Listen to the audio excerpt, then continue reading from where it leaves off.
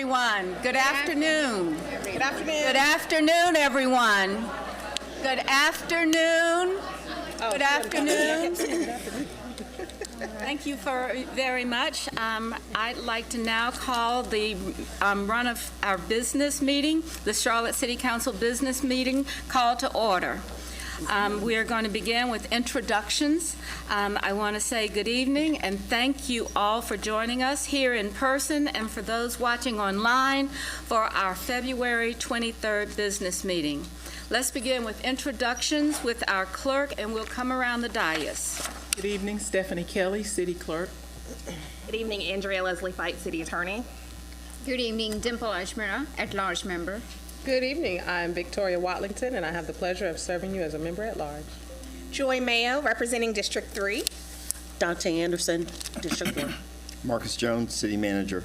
Vi Lyles, Mayor. Good evening, everyone. James Mitchell, Mayor Pro Tem. Kimberly Owens, representing District 6. Malcolm Graham, District 2. Ed Driggs, District 7. J.D. Masueta Arias, proudly representing the East Side, District 5. Okay. Good evening. I'm Renee Johnson, and I have the honor of representing District 4. All right. Do we have everyone? And everyone's had the opportunity to do this. We begin our meetings with an invocation, an expression, or inspiration, followed by the Pledge of Allegiance. This invocation is intended to solemnize our proceedings, to make sure that we are working together. So we celebrate religious diversity in our community, including those without a religious faith. Tonight we'll have Councilmember Owens to deliver our invocation. Thank you, Mayor. Good evening, everyone. As we gather here today for this City Council meeting, let us take a moment to reflect on our shared purpose and responsibility to this community we cherish. We stand at a pivotal moment in our city's history, one that challenges us to embody the values of integrity, service, and solidarity. In these times when divisions can easily take root, it becomes ever more crucial that we reaffirm our dedication to building a stronger, more cohesive community. The legacy of our past decisions still echoes within our neighborhoods, reminding us of the importance of careful thought and compassion in all that we do. Many of our communities have felt the impact of choices made for reasons that may not have prioritized their needs, and it's our duty to address those past harms. Let us strive to do what is right, even if no one is looking. Each one of us holds the capacity to effect positive change and to be a source of hope for our residents. As we deliberate today, let us commit to listening to the voices of those who have been marginalized and to ensuring that our decisions reflect our community's values. Together, let us weave a tapestry of trust and connection, acknowledging the diversity that enriches our city.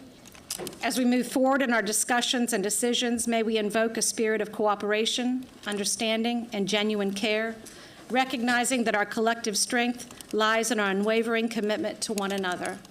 Amen. Amen. Thank you. Now, we would like to, if you would choose to, you may join us in the Pledge of Allegiance. I pledge allegiance to the flag of the United States of America and to the republic for which it stands, one nation, under God, indivisible, with liberty and justice for all. Thank you all. I would like to take a moment and a privilege to remember that we should be honoring Jesse Jackson, who has passed away. I want to take that moment because he was a person from the South. He was from South Carolina. He was actually from A&T University. And if you look outside, you can see that the flags are flying half-staff in his honor. Reverend Jackson stood for the forefront in the struggle for civil rights, economic justice, voting rights, and human dignity. From his early work along Dr. Martin Luther King Jr. to founding the Rainbow Push and Coalition, he dedicated his life to expanding opportunities for those left out and left behind. The North Carolina A&T University graduate reminded us that the promise of America is not automatic. It must be pursued, protected, and made real for every generation. I hope that you'll give me a moment of silence with Jesse Jackson for the work that he's done and made it possible for so many of us to be here today.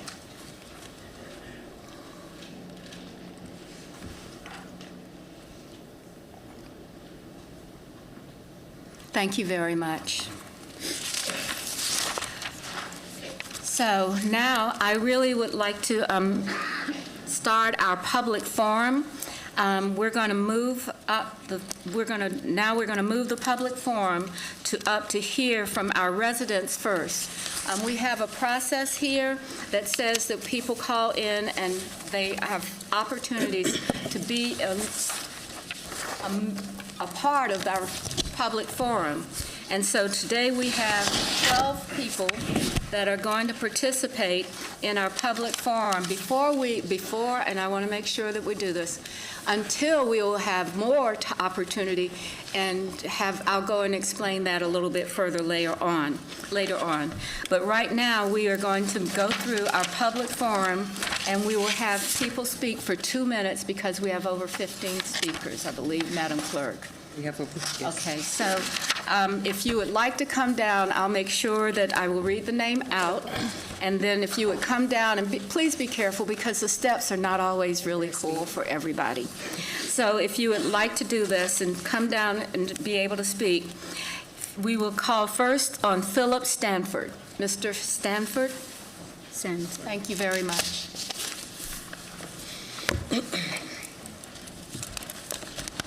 Our next speaker is Israel Smith. District 3. Okay.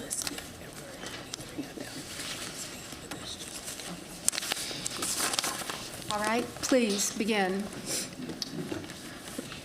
Thank you to the mayor, the manager, members of City Council, and the City Clerk's office for allowing me this opportunity to address you about a pressing matter of public safety and health, car violence against non-drivers. As a leader in the Charlotte running community, my request to speak was initiated by the tragic and senseless death of Lance Sotelo in January. Lance's death is especially tragic since the driver who allegedly killed him should not have been driving due to a suspended license. Since Lance's death, 5 other pedestrians have died on the streets of Charlotte. A change in enforcement, infrastructure, and culture is desperately needed. We cannot implement our ideas or plans without the assistance of the city. I'm here to ask, when you approve the budget in a few months, money for the Department of Transportation should include higher allocations for all citizens of Charlotte and not just drivers. City leaders boast about technology where they can control all traffic lights in the city from a control room. While I'm impressed and in support of that technology, we are missing the basics, like properly painted crosswalks and functioning signals for runners and pedestrians. Upgrades are in place in small pockets of the city, including leading pedestrian intervals and mid-block beacon signals, and that should be expanded. with regular maintenance to ensure the ones that are currently in place are working properly. In 2025, council members Mayo, Mazzar-Arias, and Owens each had pedestrian mobility safety as a big part of their platforms. They defeated 2 incumbents and the spouse of a 3rd incumbent. Our safety is a winning message, and that needs to be delivered loud and clear to the Department of Transportation. We need real action from the city, and not just to get handed off to Vision Zero, which so far has been among the areas of the city that we have met with, the least supportive group among the ones we have connected with at the city. We need the city council. Thank you for doing this, and I know we have a lot of folks that are going to speak tonight, so thank you for that time. Israel Smith.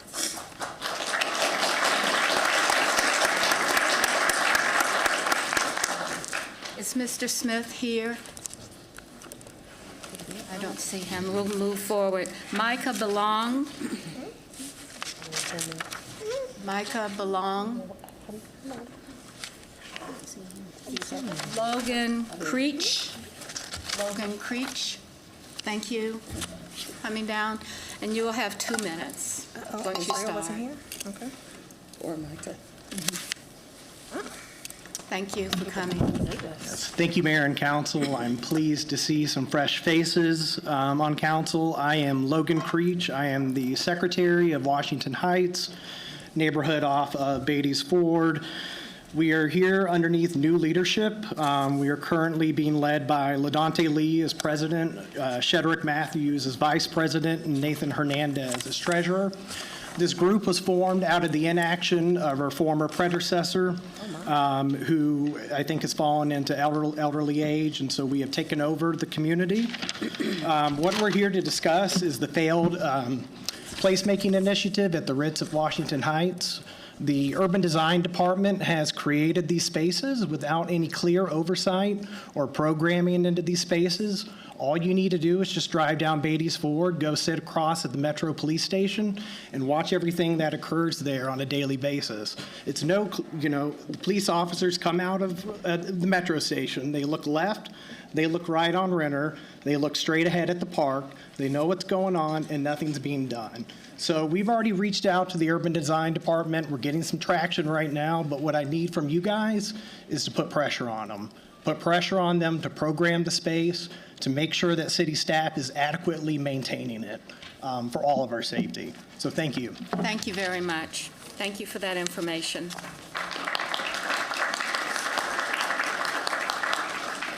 Okay, our next speaker is Mike Finesses, if I said that correctly. Yeah, there you go. And our next speaker after Mike will be Jackie Adams. If you'd like to come down, Miss Adams.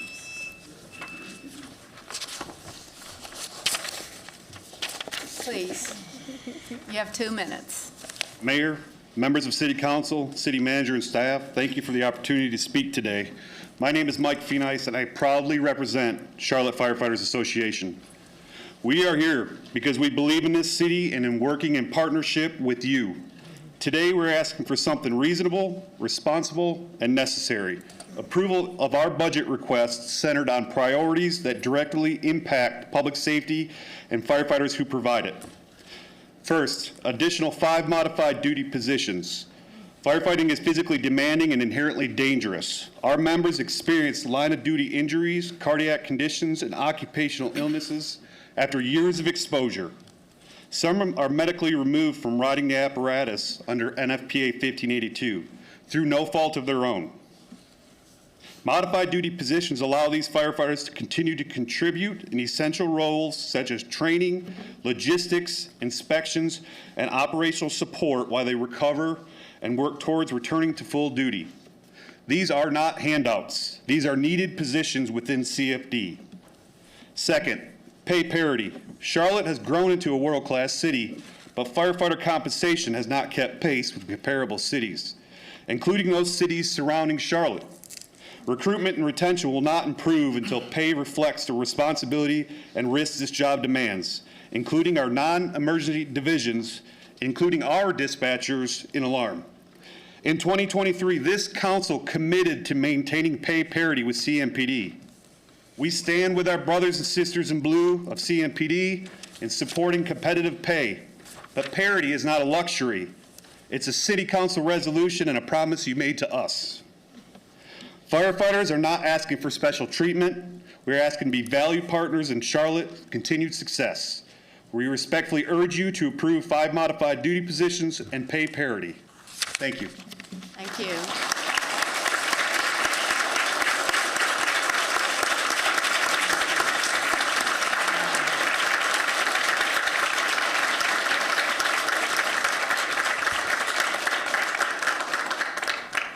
Ms. Adams. My name is Jackie Adams, and I'm a resident of District 8. Thank you for having me. I'm here to talk about animal care and control. I support increasing its budget this year. I'd never fostered a dog before, and I didn't think I had the time, the knowledge, or the support to do it well. After hearing about the changes being made at the animal services, like clearer volunteer pathways, I decided to step up.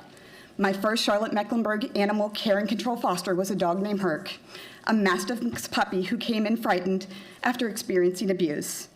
In those first weeks, every time I reached to pet him, he would flinch, afraid of being hurt again. With the guidance from the shelter staff and the volunteers, I watched him learn to trust, to play, and to be a dog again. While he was adopted, I realized fostering wasn't just about transforming the life of one dog. It was about creating space for the next one and helping to relieve strain on the shelter system. Since then, I've fostered 14 dogs through the Charlotte Mecklenburg Animal Care and Control. I've seen how stretched thin the system is and how hard that makes it to achieve higher SAVE statuses. This experience moved me so deeply that now I speak at Charlotte Mecklenburg middle and high schools about fostering dogs as a way to teach responsibility, empathy, compassion, and resilience to students. The animal welfare crisis is in Charlotte is a community problem that requires community solutions. So I'm here tonight as proof that your decisions that you all made helped create new volunteers, new fosters, and new advocates. With adequate staffing and continued support, thousands more Charlotteans can help in the same way.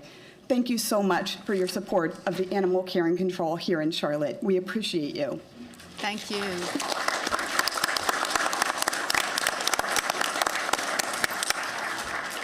Thank you very much for that recognition. Thank you. Our next speaker is Susanna Trotter and Shannon Benz. Our next speakers.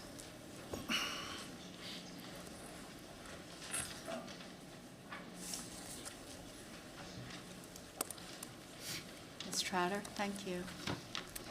Good evening, Council. My name is Susanna Trotter, and I'm a resident of District 6 and a proud resident of Charlotte. I'm a member of the Charlotte Master Chorale, and I sing with the Charlotte Symphony, and I'm also a volunteer at Charlotte Mecklenburg Animal Care and Control, and the shelter is what I'm here about tonight. I got involved with the shelter after my soul dog passed away, and I wasn't ready for another dog of my own, but I wanted to get back and help other families find that kind of love and companionship.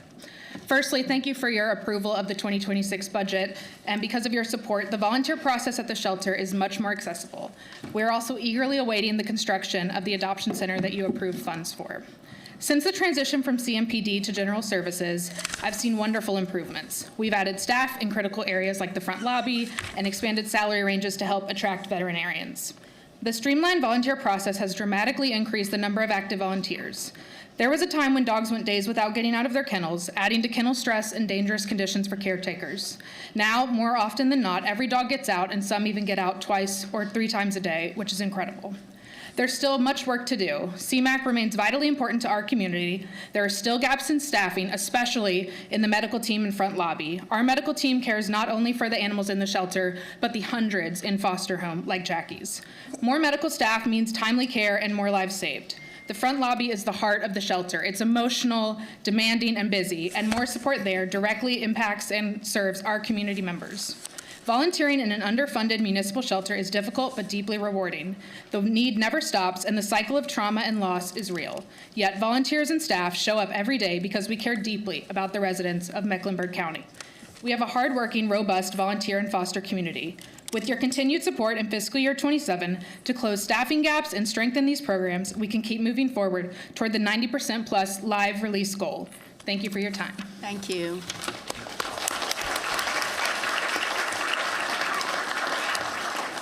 Mr. Benz. Good evening, Mayor and Council. My name is Shannon Benz, founder of Sustain Charlotte. I'm here tonight to speak in strong opposition to the proposed I-77 South Toll Lane project on behalf of Sustain Charlotte and 24 other community-based organizations. Please stand if you are here as part of those organizations tonight. Look around the room.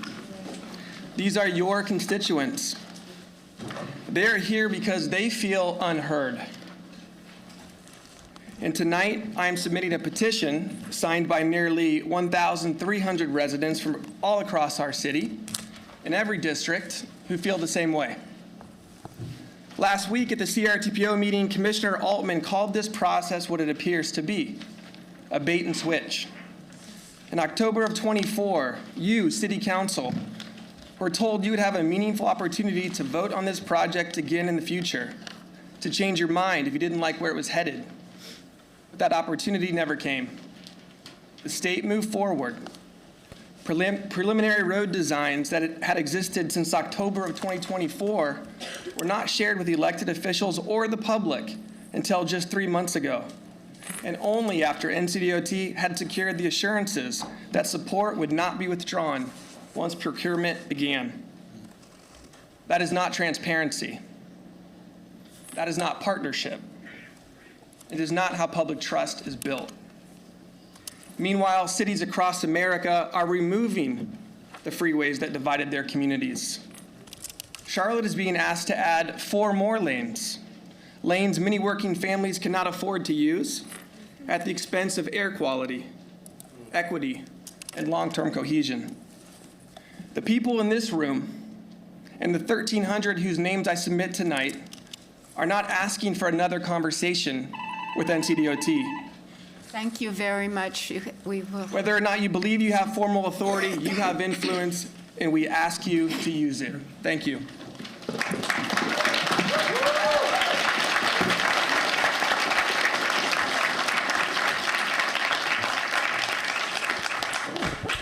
Our next speaker is Preston Gibson and Shauna Bell.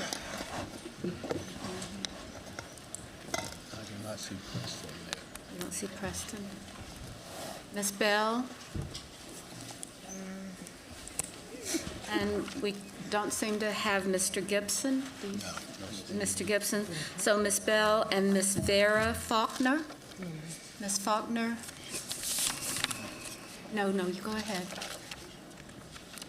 You want to go up to the mic room up there? Thank you. Thank you so much. I've never seen those. You guys are helpful sometimes. Okay. Vera Faulkner, please come down, and we have another microphone over here. But while we're waiting, let's go ahead. Ms. Bell. Good evening. My name is Shauna Bell, a resident of McCrory Heights.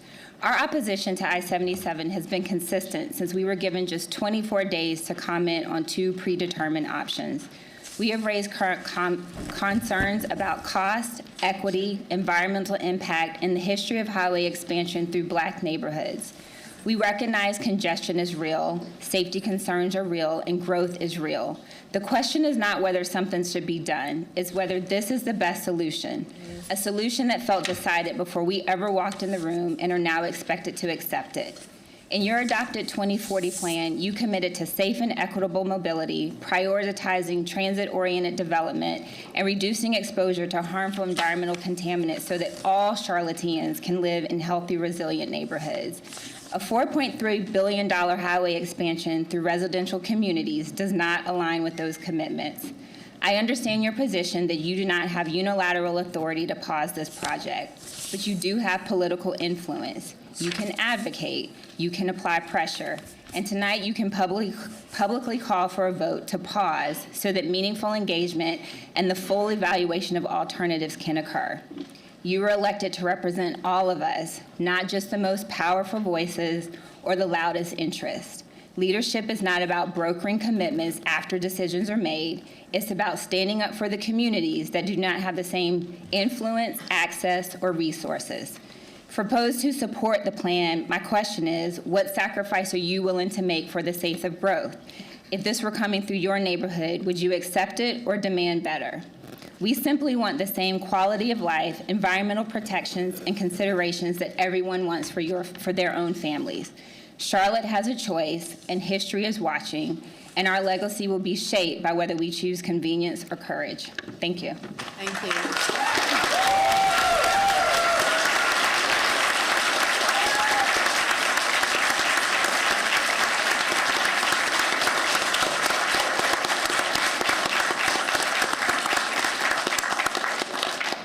Ms. Faulkner. Good evening, City Council. From I-77 to CLT Airport, we are here today with the Housing Justice Coalition demanding a stop to displacement. We are here today because the recent lease negotiations between Charlotte Douglas International Airport and American Airlines, along with 5 other carriers, will bring displacement to the people of West Charlotte and surrounding areas. The public was not given transparency on these decisions or an opportunity to review what is being decided. It is clear that workers, families, and homes are not being taken into account, and for far too long, people's homes and land are being taken away for capital greed, as they can go through with big projects with including the major factor of people's lives. The ongoing expansion of Charlotte's highways, infrastructure, and airport means that neighborhoods and families in Steelbury, West Boulevard, Clanton Park, and neighboring areas are going to continuously disappear. We've seen this happen before. While corporate profits, how are working people supposed to work without wage increases? How has Airport City handed over land for manufacturing and expansion for decades while never ensuring that those who have been living here can afford the effects? It is the question of the political power that our elected officials have on the city and whether they will use this time to represent the public or continue to prioritize entrenched corporate interests. Communities deserve a say in what is happening, especially when expansion projects like this are threatening their lives. So we are here today asking for a 90-day public review period before any lease agreement is finalized. We seek transparency within these negotiations. We demand a standard living wage for airport subcontracted workers. We demand a displacement mitigation fund, and we demand community grants for the neighborhoods that are going to be directly impacted. We stand here today in solidarity with communities fighting displacement across Charlotte, including those opposing the I-77 toll lane expansion. Thank you for your time.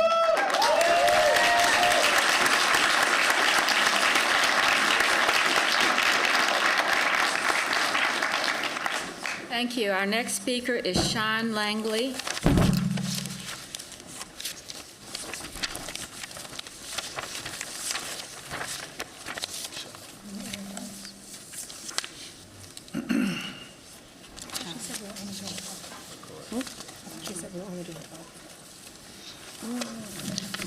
Good evening, elected officials. We are here requesting you to take a strong and visible stand against what many of us view as a profound injustice.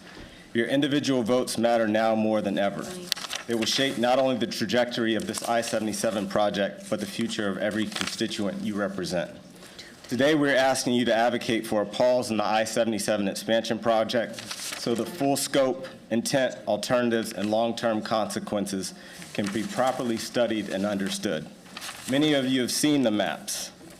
Both options are deeply harmful and fundamentally misaligned with the values this city claims to uphold. The online survey conducted by NCDOT between November 12th and December 5th was highly subjective, framed with leading questions, and structured to generate socially desirable responses rather than honest, balanced feedback.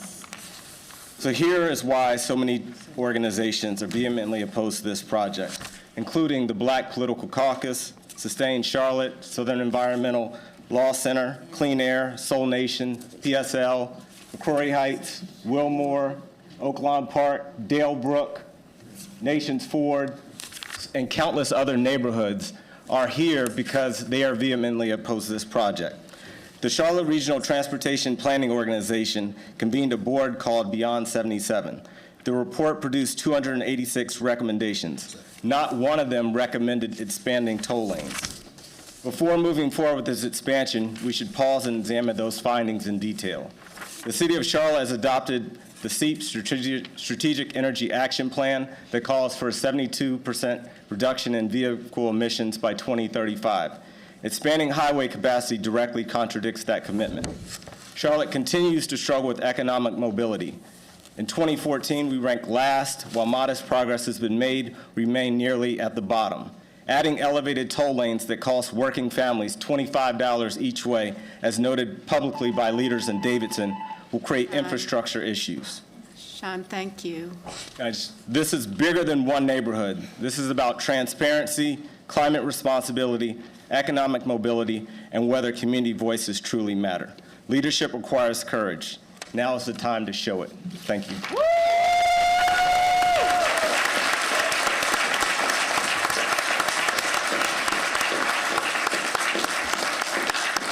Okay.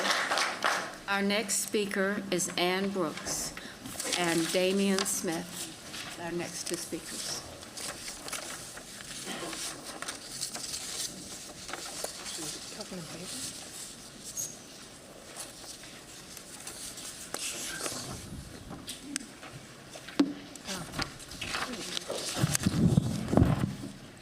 Mayor Lyles, members of the council, thank you for the opportunity to speak tonight. My name is Ann Brooks. I am Vice President of Government Affairs for the Charlotte Regional Business Alliance. As our city grows, we are asked to make generational decisions about infrastructure, and the conversation around the I-77 project is one of those moments. Community input cannot be occasional or reactive. It must be ongoing, structured, and transparent. The current timeline allows for exactly this kind of planning, education, and community involvement. We are years away from finalized construction plans. The projected delivery in the 2030s does not mean bulldozers arrive tomorrow. Community concerns around displacement, cost escalation, and the legacy of past highway decisions are critical voices that must be heard, respected, and provided direct outreach. We are here tonight to remind this body that addressing these concerns do not require stopping or pausing the project. This is not an all or nothing, zero-sum decision. Charlotte has the opportunity to pair mobility improvements with clear protections, accountability measures, and sustained engagement. We cannot improve safety and mobility while protecting neighborhoods. This is the exact time for these conversations to happen. Starting over just means we having to get right back to this portion of planning.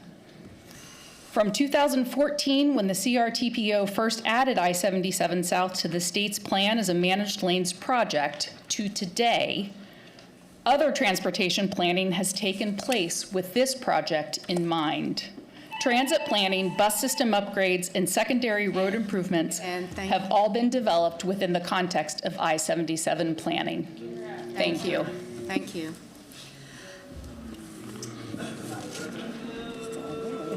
Hey, you know, I really, we can be courteous, and we can be smart about being courteous, and I don't think anyone has been booed or in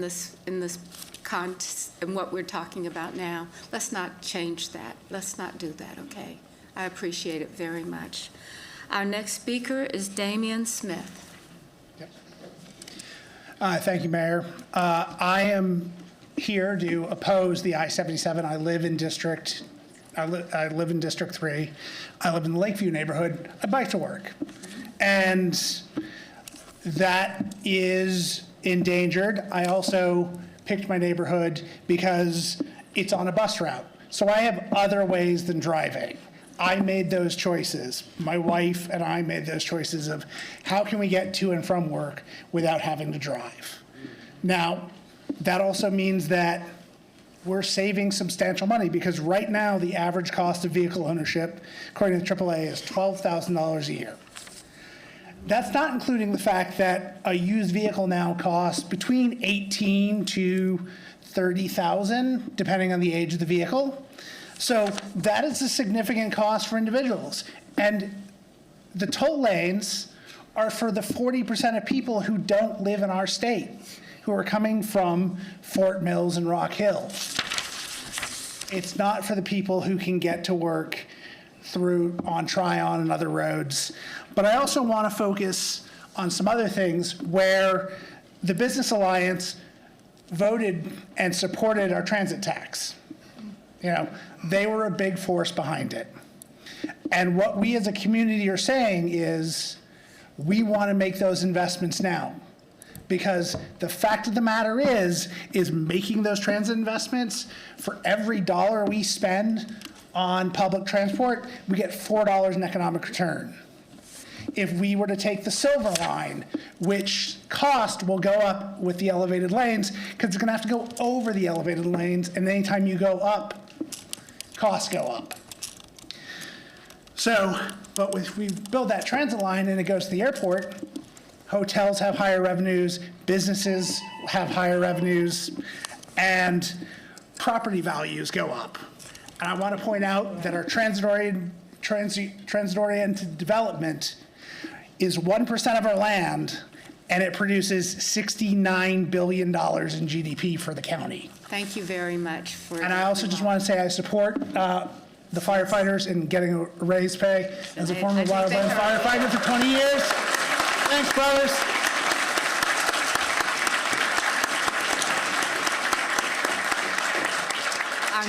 Our next speaker is Evan Sototis, if I apologize for that, and Mark Wilson.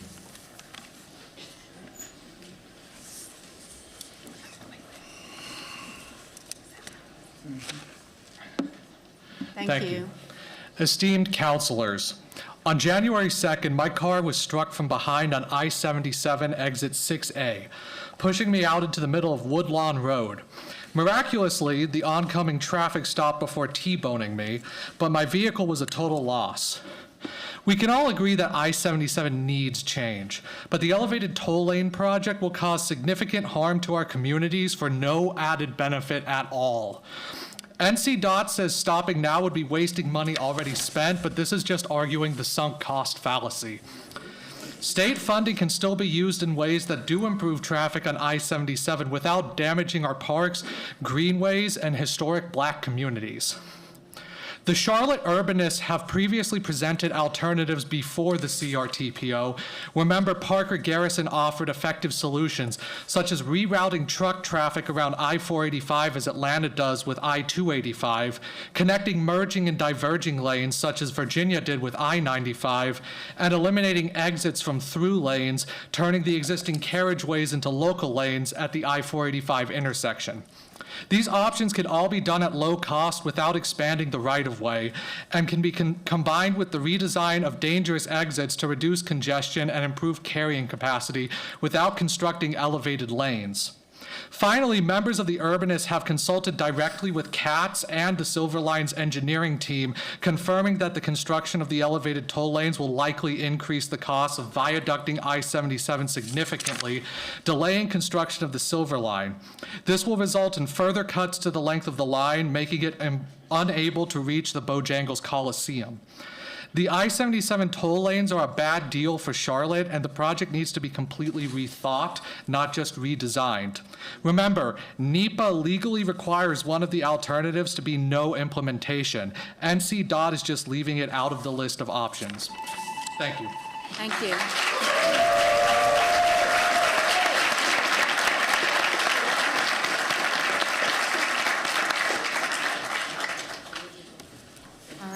Mr. Wilson. Good evening, Council, elected officials, and all others here tonight. My name is Mark Wilson. I am the Secretary of the Charlotte Firefighters Association, IFF Local 660. We represent members in all divisions of the fire department, the inspectors, life safety educators, the firefighters, and telecommunicators. We're the ones that ensure safety and protection of life when 911 is dialed. Tonight, however, you, council members, are 911. We are calling you for help, and the citizens of this city need you to answer that call.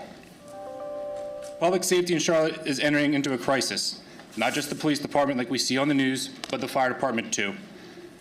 Our budget and pay plan has not kept up with the growing demands of the city. Our members have consistently been in the bottom 50% of pay and benefits compared to Charlotte's comparable cities.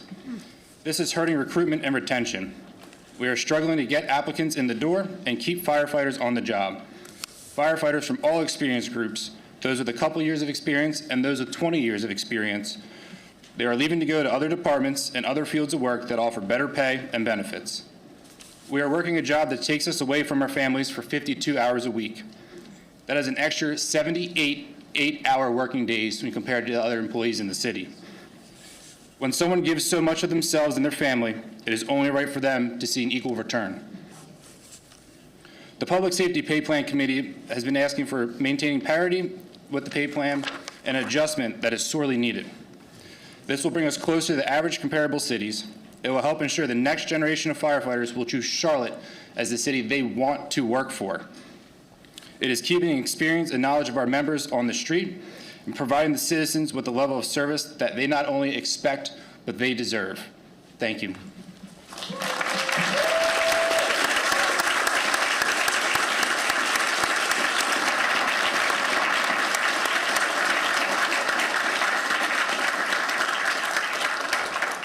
Our next two speakers are Fushia, I think, Hoover, and Dr. Janet Gardner Mullins. I think she's here. Is she ready? Dr. Hoover.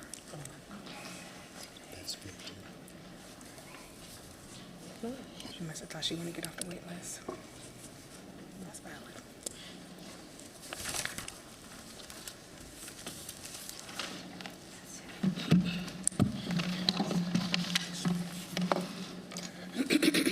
Good evening, Mayor and City Council members and community.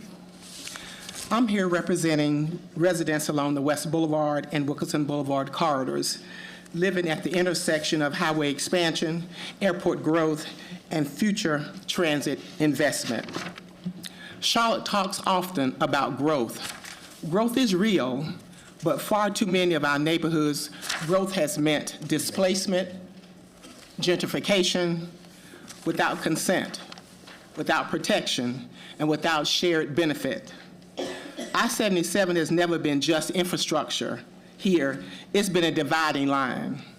Past transportation decisions displace families, gentrify communities, and weaken generational wealth, and push Black neighborhoods further from opportunities. Today, residents feel history returning to itself, not through eminent domain, but through market forces. Displacement today doesn't arrive with a bulldozer. It arrives through rising rents, property tax foreclosures, small landlords selling, aging apartments redeveloped out of reach, quiet removals that hollow out communities while the skyline grows. These neighborhoods sit at the center of Charlotte's future, surrounded by highways, airport expansion, and proposed transit. That visibility attracts investment. It also attracts speculation.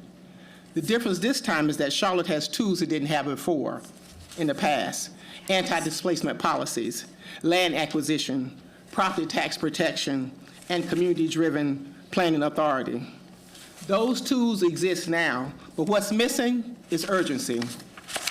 A faster road is not progress if the people who live beside it can no longer afford to stay. Thank you.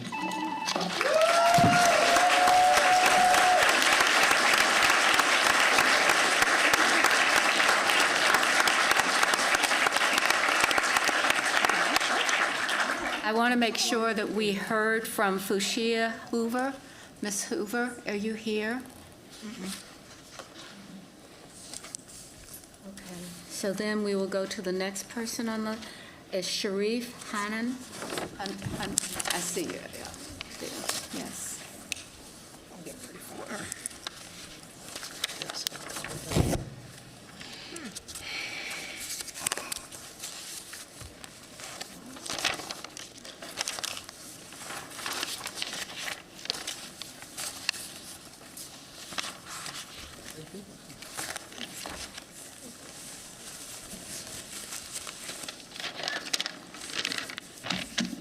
You have 2 minutes.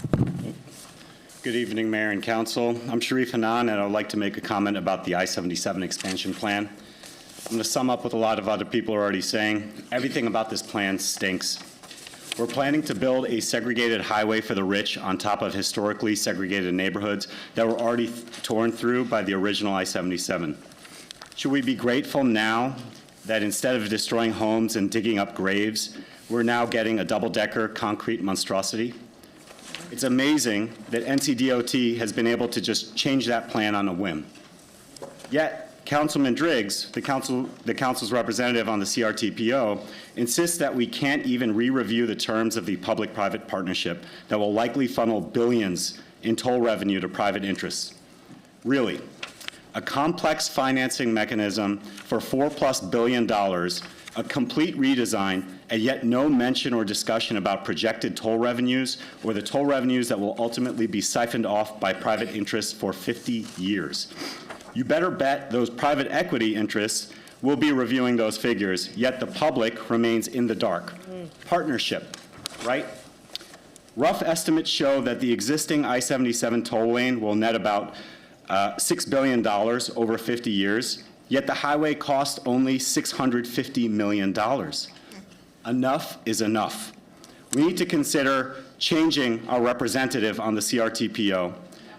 We need to make sure that every stone is turned to pause the I-77, including removing the project from CRTPO's Metropolitan Transit Plan. Alternative construction plans need to be explored, including municipal bonds and utilizing the hotel and tourism tax. And for God's sake, will you please remember that you represent the public in public-private partnerships? Thank you so much.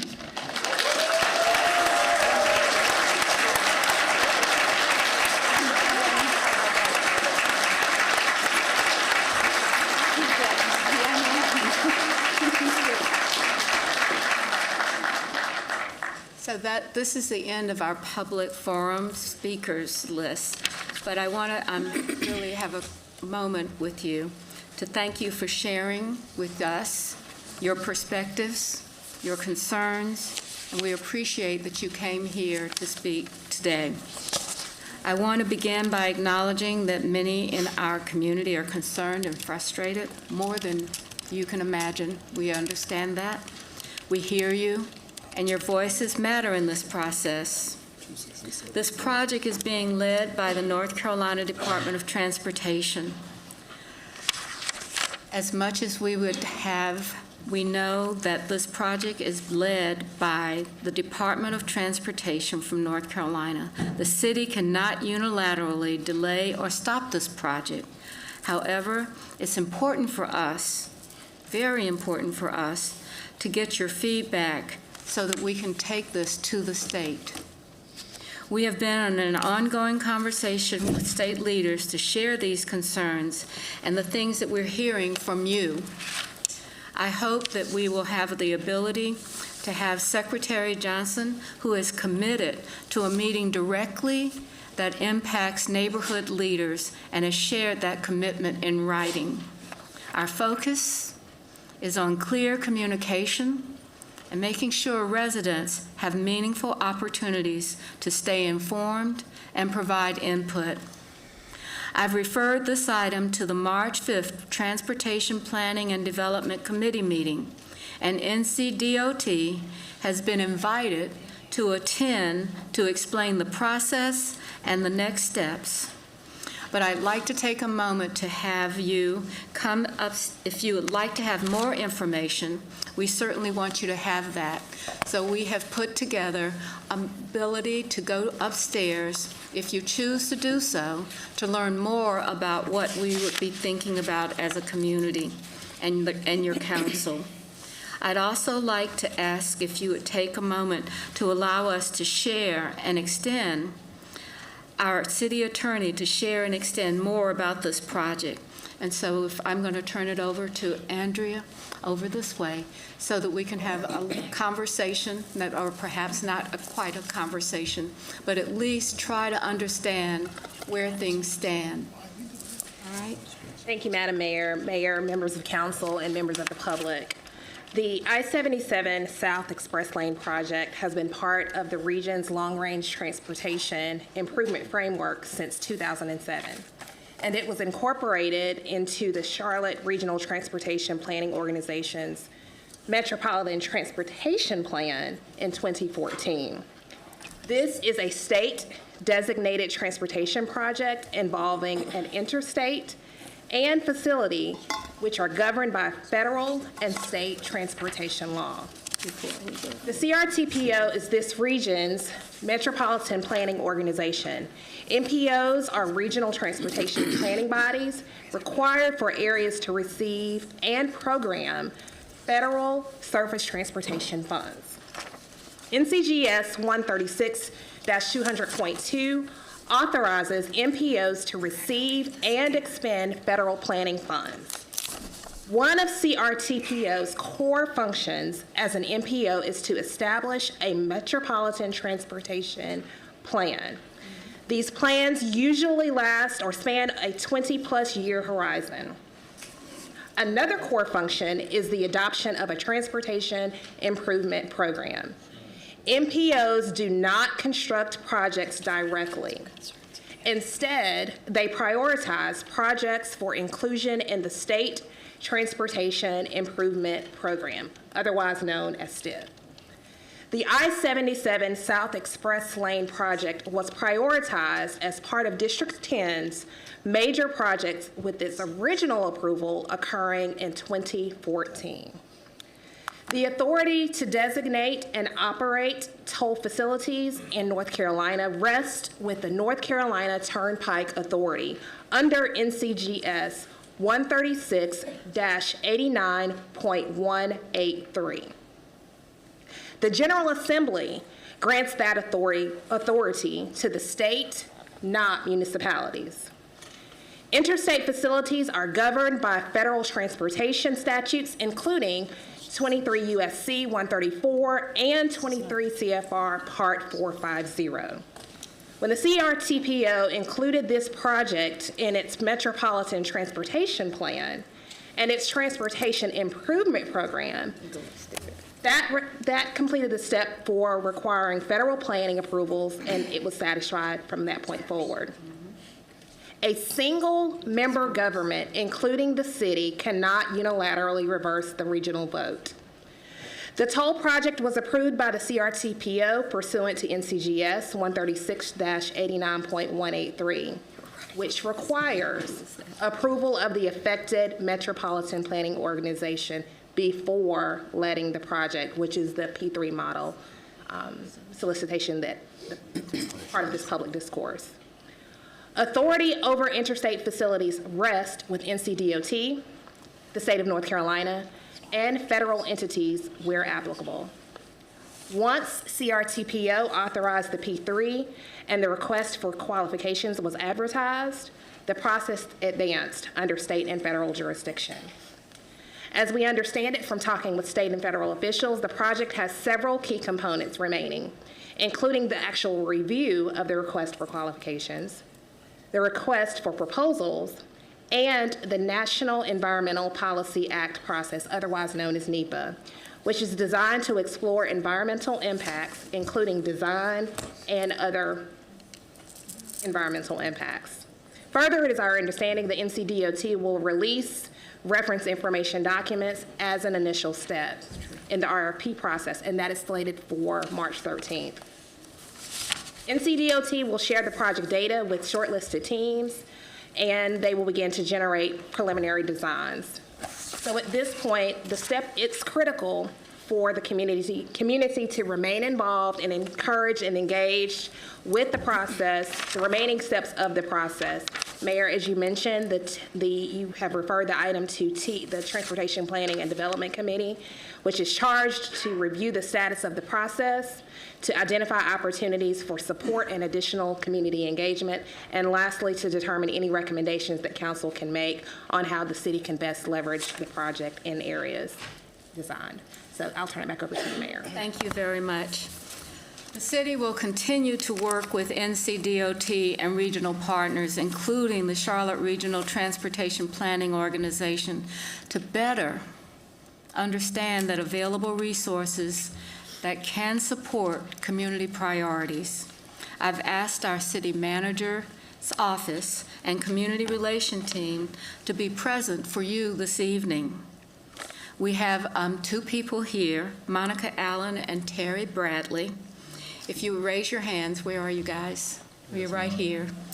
that if you would like to have more information that we can provide, and I'm not saying that we can, but if we want to make sure that if you have the ability to tell us what you want to do and how to do this, we will provide that information, working with the staff over here, and then we will actually put it in for the remaining work that we're going to do with the secretary of it, with the secretary when he comes down. So we have as I said, we have the communications, we have Monica Allen, Terry Bradley. Please participate. I know signage is great. I love it too. But if we have things that are written down or things that you've already said that you need to have done or you want to do, and we haven't had that part where we can put it in some kind of format so that we can be a part of what we are trying to accomplish. So I would really like to ask you to make sure that you work with our team and staff, make clear what you want to do and how, and that we can do that. I understand. Signatures already. Sir. Stop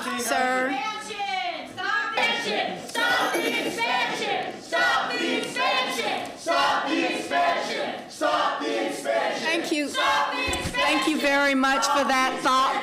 Thank you. Help us do it. Help us do it, please. Thank you very much. Vote on it. Can you sign it with us? We will take it to the Department of Transportation with your signatures. Stop the expansion! Stop the expansion! Stop the expansion! That's it. Stop the expansion! Okay. All right. We have a number of people that would like to, at this dais, that would like to have an opportunity to speak with you. And so our first person that I want to recognize is Renee Johnson. Are we just going around the dais? Oh. Yeah. We're going around. Ms. Johnson? Thank you, Madam Mayor. First of all, can we ask the Madam Clerk to pass the petitions around for council members? Thank you. One of my concerns since at least 2021 has been that it takes 6 council members to get anything on the agenda. You probably heard me talk about that. What I would have liked to have seen tonight, given the thousands of emails between the 11 of us that we've received, and we knew that there were going to be 300 people here tonight, was for this item to be on the agenda, for us to discuss, at least to get these questions asked and to speak about it as a council. These individuals have taken time off work or come down here. So to send them to another room to ask questions, when we have their questions, I think more could be done to listen to our constituents. So in order to get something on the agenda, we need unanimous decisions or support from all of our council members. So Mayor, I'd like to make a motion, if we could add this to tonight's agenda to discuss and take any action necessary.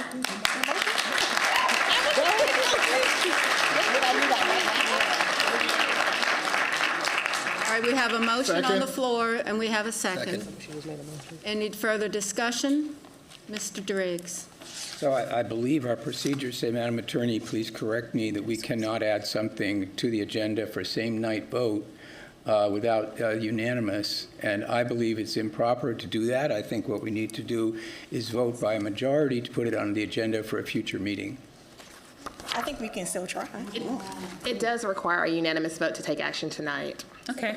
There's just a vote, there's a motion and a second. Yeah. Okay, so we have a motion and second, and I'm going to ask our attorney to keep the numbers and things. So all in favor? Can you please repeat the motion? The motion, What is the motion?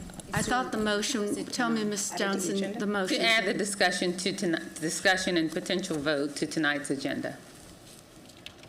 Okay. So point of order. Because we're discussing it by virtue of it being on the public forum, I thought we could discuss it, but we couldn't vote unless Can't that take was any added action. to the agenda. Yeah. That's right. That's correct. You can discuss it tonight, but you cannot take an action of any kind tonight. So if we add it to the agenda, if there is any action to be taken, it needs to be an agenda item. So that's what we're voting for. And we need unanimous support in order to add it to tonight's agenda. Now, the majority can add it to a future agenda. Currently, it's going to committee, but we can also add it to a future council agenda. Add it to the agenda so that we could vote on it. You have a motion So and does a second on the everybody floor. understand if the city attorney has said that that is a viable option? Let's see, where did we land? You have a motion and a second on the floor. We have a motion and a second on the floor for, Ms. Johnson, will you repeat it again? I'd like to make a motion for City Council to add the item to the agenda for tonight's meeting to discuss and/or take any necessary action on the I-77 project or the referral to CRTPO. All right, does everybody hear it? And the motion, And I all right. I second it. And there was a second. So all in favor? 1, 2, 3, 4, 5, 6, 7. So it's not unanimous. That's not unanimous, closely though. So with that, Okay. all right. So because it wasn't unanimous, we can't put it on tonight's agenda, but we can put it on a future agenda. So, Madam Mayor, I'd like to make a motion to put this item on a future agenda, possibly next week or as soon as possible, the next meeting that we can discuss it, to put it on the agenda instead of to the committee, because it's currently referred to the committee, which Councilmember Driggs is the chair over. So we, in order for a more transparent process and to avoid any appearance of lack of transparency, I think we should discuss it as a full council. So I'd like to ask for this to come to the full council.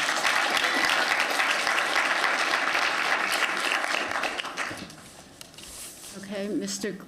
Graham? Thank you, Madam Mayor, and thank you, Ms. Johnson, for the motion about a future agenda item. I believe that this thing is really time sensitive. We do not have a meeting next week. We have a retreat. Could it be placed on the retreat agenda to talk about? Because the RFQ that's going out is March 13th, and that's going to shape the design of the project. I think what we really need, which I've talked to a number of my colleagues, as well as NCDOT, is a pause. This is not to stop progress. It's to make sure that we're all on the same page and that we're all are aligned. We are not aligned. The community is not aligned with the council. The council is not aligned with CARPO. CARPO is not aligned with NCDOT. There's a misalignment of what we're trying to do. I represent many of the residents who are here tonight. I agree with them. I agree with them back in October when we first got both plans. I agree with them in February when, to my surprise, NCDOT chose the elevation design after I was speaking with them for weeks, and they didn't call me, text me, or inform me that they were making a decision. I appreciate that the mayor has done a really good job of elevating this conversation to the Secretary of Transportation. He is meeting with a number of community members and leaders, I think as early as this week. The referral to the Transportation Committee on March 5th is necessary, but I am concerned about the calendar, that we may be running out the clock on making a decision. And so I think that the concerns are real. I think they are real, and we don't want to be in a place where we are repeating history. We clearly, and I clearly understand that something needs to happen on 77 South. I drive it every day, right? There's a bottleneck from Moorhead Street to Westinghouse Boulevard from 3:30 to 7 o'clock in the morning, from 6 o'clock to about 8:30, right? So something needs to happen. Is how it happens, and making sure that NCDOT is not talking at citizens, that they're talking to citizens. Tonight, I think we may have done the same thing too, where we're talking at people and not to them, right? And so I hope that we can convene as soon as possible even if it's a special meeting, to ensure that there is a meeting of the minds and that we don't lose the opportunity for expansion. But certainly, the clock is ticking. Both proposals as submitted in October were awful, and the impact it had on communities and people. So is that a substitute motion? Substitute motion, or we can talk collectively about how we can get this issue in front of the council for some type of action immediately. Simultaneously, we have the grass top conversation with the top leadership at NCDOT, with members and the community about how we move forward. I don't need to have a conversation with NCDOT about what they want to do in the future. I want to have a conversation with them in reference to, will they give us 60 days as a community to try to figure it out together? That's what we're asking for, and so I think that's what they want. And going to another room to have that conversation, we've heard loud and clear what they want, and I agree with them. All right, I want to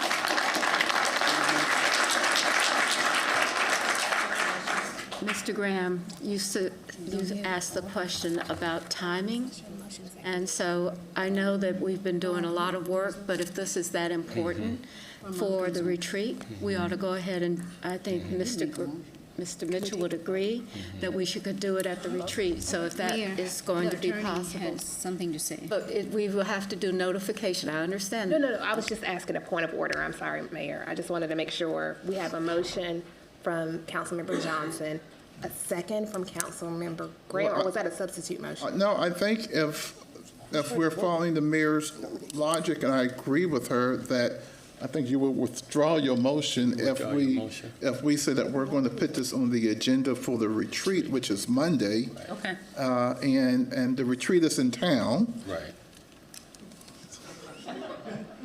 Leave it alone. Leave it alone. No. We got work to do, right? Yeah, This is right. important too. Yeah. I don't want. This is extremely important because it's time sensitive. So, and allow the council to do its job, right? So on Monday, and that we tackle this issue, and we use our political influence with our friends to say we need 60 days as a community to figure it out alongside with NCDOT. So we need a second. I don't think it needs a motion. I think the mayor can put it on the agenda by herself. I want to make sure, I don't want our attorney to say, well, no, we didn't have a motion. So we had a motion. Okay. And that people supported it. Everybody supported it. So now I think We need a second of the substitute. There wasn't a second, we didn't vote, so I can withdraw it as long as I know that it's going to be on the agenda at the retreat. Okay, so we have it a retreat on the agenda. I'm sorry, somebody help me. Is there a conversation I was just now? asking the city attorney, we had a motion and a second, and then did we vote or did we not vote? We did not vote. You did not vote. You did not vote. You did not vote. So what we have today is, I think everyone has said, pull back, we'll be okay if we can do this for the retreat on Monday. Okay? Make a motion. So just to clarify, it seems like we voted, we asked for a vote to put it on tonight's agenda. That failed because it wasn't unilateral. We have to have unanimous, thank you, unanimous approval. So I made the motion to put it on a future agenda, which takes 6 people, and I'm withdrawing that because it's done. We're going to put it on the agenda for Monday. Because the next meeting will be the second week of March, and that would be way too late. Okay, so yeah. Is everybody all hearts and hands? Consensus, Monday? Wait, we still can go around if I want to make sure. So Ms. JD, are you ready? Yes. Thank you, Madam Mayor. Are we good to go? We are good, Councilmember. Okay, great. So when this room overflows at this capacity, it tells us something very important. It tells us that people feel unheard. It tells us that the decisions of consequence are being made. And it tells us that the trust the community has in us is on the line. And I want to begin by acknowledging the residents who are here, particularly those from historically Black neighborhoods who have too often borne the cost of infrastructure at the sake of growth. And it's always been made without them. And I want to be clear tonight, and I support my colleagues, Councilmember Johnson, Councilmember Graham. The message is simple. We got to slow this down. We got to slow this down. I have inherently always believed that express lanes, toll lanes are inherently classist. Those signs, no fast lanes for the rich, is very true. And we do not need another presentation about what happens next in the procurement process or a detailed explanation of the RFP timeline. In fact, we do not want to hear what's next. You all don't want to hear what's next. We want to pause this project. The I-77 South Express toll lanes proposal is not a minor adjustment to an existing corridor. It is a generational infrastructure decision, and it carries multi-billion-dollar implication, and it will disrupt historically Black neighborhoods that have already expressed the harmful legacy of highway expansion, and it locks us into a particular mobility model for decades. As Councilmember Graham mentioned, there is some misalignment happening with this project.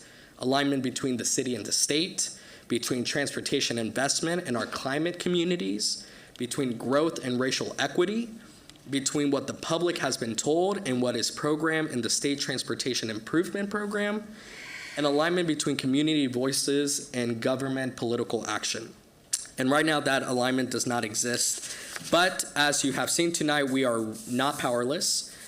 We control whether we signal that the process has earned the community's trust, whether we say engagement has been sufficient, and whether we lend political legitimacy to advancing a project at this moment.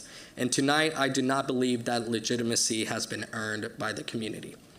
Residents have raised serious concerns about the cost, the property impacts, environmental justice implications, and about whether alternatives, including transit and other options, have been rigorously evaluated. When communities most likely bear the burden they say do not feel meaningfully heard, the responsible response is not to move forward. The responsible response is to pause it. And so I join my colleagues, Johnson and Graham, for a 60-day pause on advancing this project so we can level set. And we cannot move forward with the current framework until it ensures us a more inclusive, transparent, rigorous, community-centered feedback approach. That includes deeper community engagement, clearer environmental justice analysis, and alignment between this project and our broader mobility and equity goals. And as it has been said before, a pause is not obstruction, it is not anti-growth, it is not anti-mobility, it is our due diligence. If this project is truly in the best interest of the city of Charlotte and the region, it can withstand 60 days of deeper scrutiny and stronger alignment. So, we need to slow it down, we need to realign, and I support my colleagues in doing that. Thank you.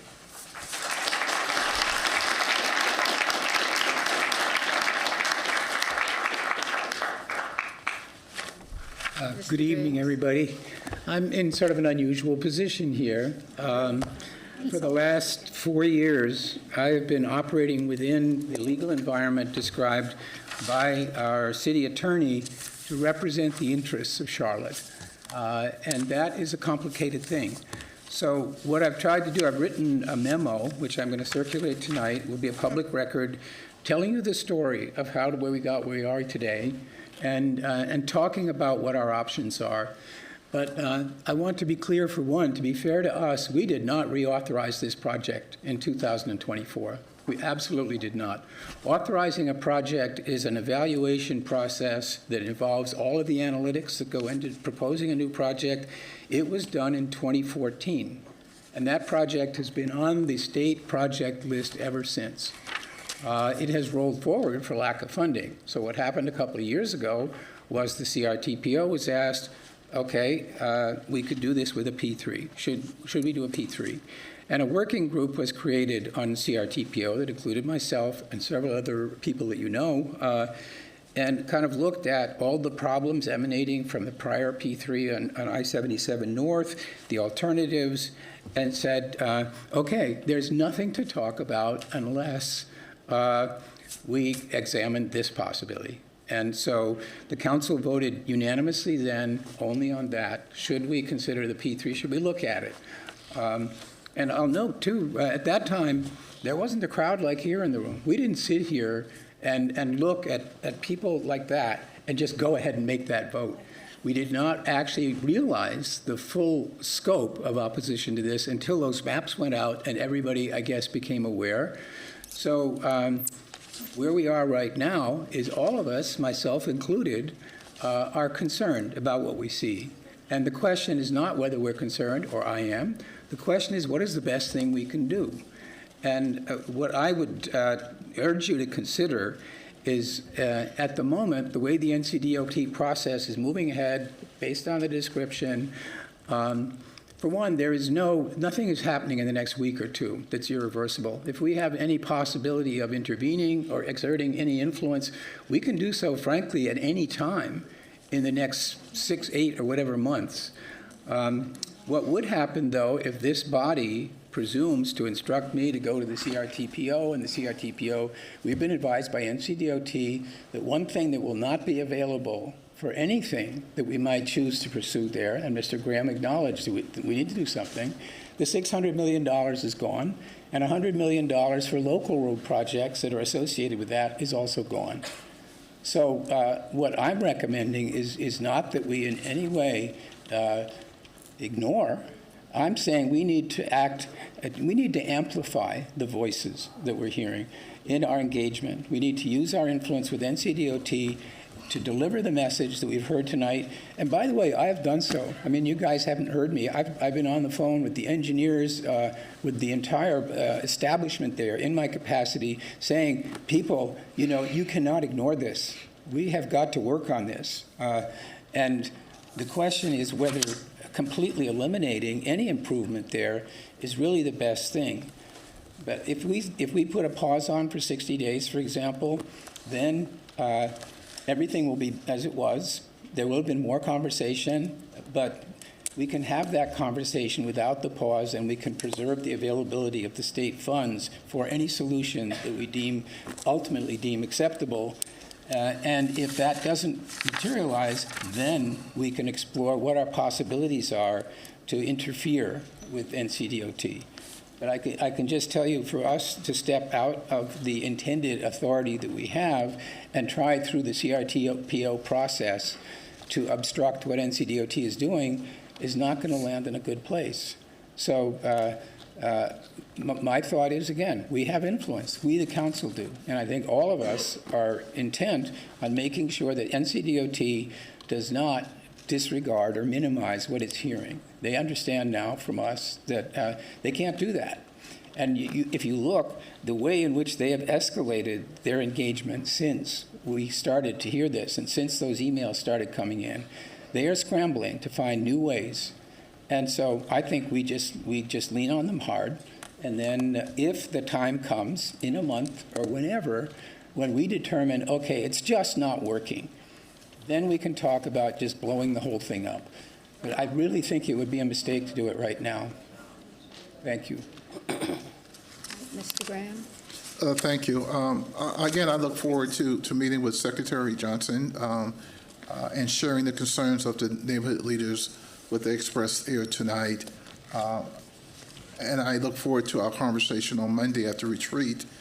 My thoughts will be centered around getting the council to approve a 60-day pause and sending that message that we need clear understanding on behalf of the community to reestablish the alignment with the city council, CARPOL, and CDOT and community leaders, to conduct a clear review of environmental and neighborhood impacts, to redesign, to evaluate design assumptions with urban planning and equity lens.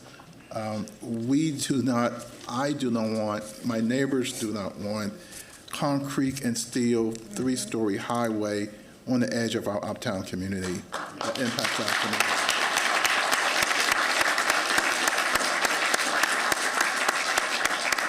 The design itself is flawed, and to continually moving forward, it's like putting lipstick on a pig, right? It just doesn't work. And lastly, and probably more importantly, restore public confidence in the process. And right now, they have lost public confidence. Thank you.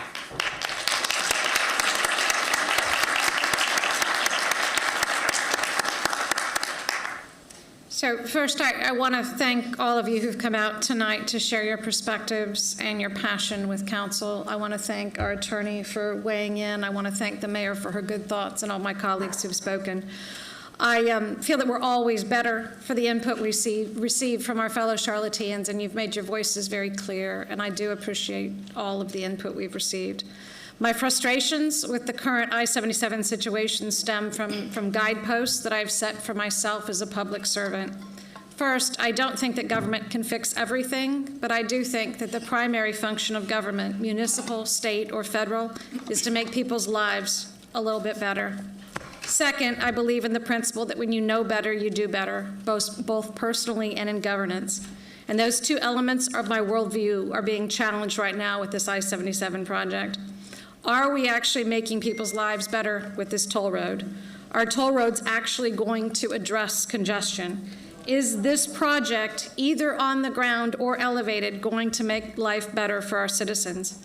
I ask NCDOT to show the work when it comes to why options to CRPTO have been limited to which type of toll road we pursue. I implore our governor to pause the project if we are not able, to dig in on exploration of options, to ask hard questions about whether the data shows that this project will deliver the promised reduction in congestion. I implore our governor to direct NCDOT to meet the moment with focus on broader options for moving people and freight, not just moving a few cars of people willing to pay a high toll. What alternatives to toll roads have been explored and when? What assumptions about those options may have shifted given the accelerated speed of growth that our region has experienced? What have we explored by ways of managed routes, reversibles, bus rapid transit, or truck lanes, or any of myriad other options that ease congestion other than a toll road? Is there data on why a toll road for 50 years, a toll road that reverts to us just as it will need expensive maintenance, is the choice that accomplishes our goals? We cannot pave our way to prosperity. Let's look at how we move people, not just how we move cars. Cars don't shop in our stores. Cars don't work in our buildings. Cars don't attend our sporting events and concerts. People do. Let us refocus on people-first mobility solutions to the challenges we face. As for the displacement that would come as part of this project, I again go back to when you know better, you do better. And I believe in 2026, we all know better. Going through vibrant neighborhoods with any transit solution should, in my opinion, be a path of last resort. Let's show our work with respect to the harm caused. Should not the benefit be greater than the harm? Where is the proof that diminution in congestion is worth the destruction of homes and businesses? I do not like to throw bad money after good, and yes, I said that right. We've been investing in reconnecting the West Side by investment in infrastructure, and now would be effectively undoing the work and doubling down on destroying connections and neighborhoods. Destroying generational wealth paths once again. I'm trying to imagine if a project like this I-77 expansion were proposed in my District 6. I try to imagine the level of inquiry I would do on behalf of the residents of District 6, the amount of energy I would want to see put into a wider variety of options for the different movement of people, for the efficient movement of people. Before going to, I cannot in good conscience ask anything less simply because the project does not displace residents of District 6.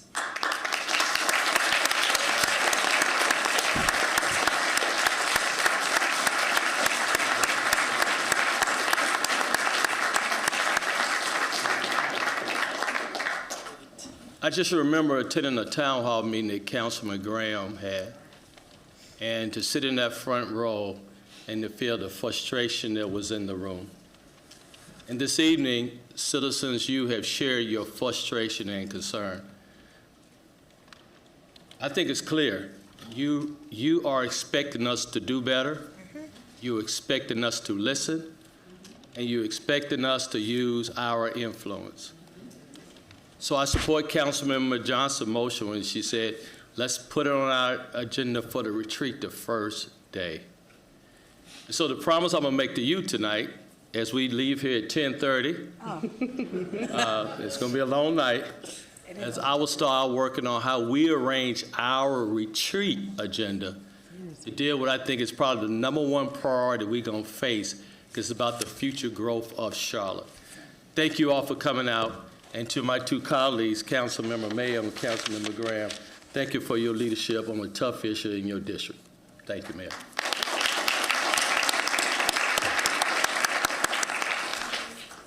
I think you've heard enough from me, from all of the names and everything, and I just want to say thank you for showing up and being a part of it. We all know that McCrory Heights is a special neighborhood. You know, I grew up with my aunt's house still there. So when you start doing these kinds of projects, they do get to be where you have a place where it's human to you. And I have to say this as much as possible. I hope that we can do something that will make this proud for everyone, and that's the goal. The goal is not about what we want to do or see done or how much it's going to cost. It should be around how do you make the community better. So I hope that you'll always think of that in a way that works for everyone. So thank you very much, and I will ask Dante Anderson if she wants to. Thank you. Thank you, Madam Mayor. I want to thank everyone in the community for coming out, but more importantly, over a series of weeks, communicating to all of us. I've been talking about this particular project and its impact on neighborhoods in District 1 since October of last year with residents. And I have been advocating for the North Carolina Department of Transportation to actually come and listen to everything that the community has to say, not just in District 1, but throughout the entire 11-mile corridor that is a part of the project. And I've been having those conversations with residents. I've been having conversations with people who are involved in the program, in the background, and so I'm absolutely thrilled that the Secretary is coming and will be listening. My understanding is that there's a listening center that's being established as well. I will echo everything that the residents say, but I want you guys to speak the same thing you're saying to us, speak that to our NCDOT and our General Assembly. Speak that to our state leaders, and I think we can move forward together. So thank you so very much for your engagement over the last several weeks, but for some of my constituents over the last several months. Thank you, Madam Mayor. All right.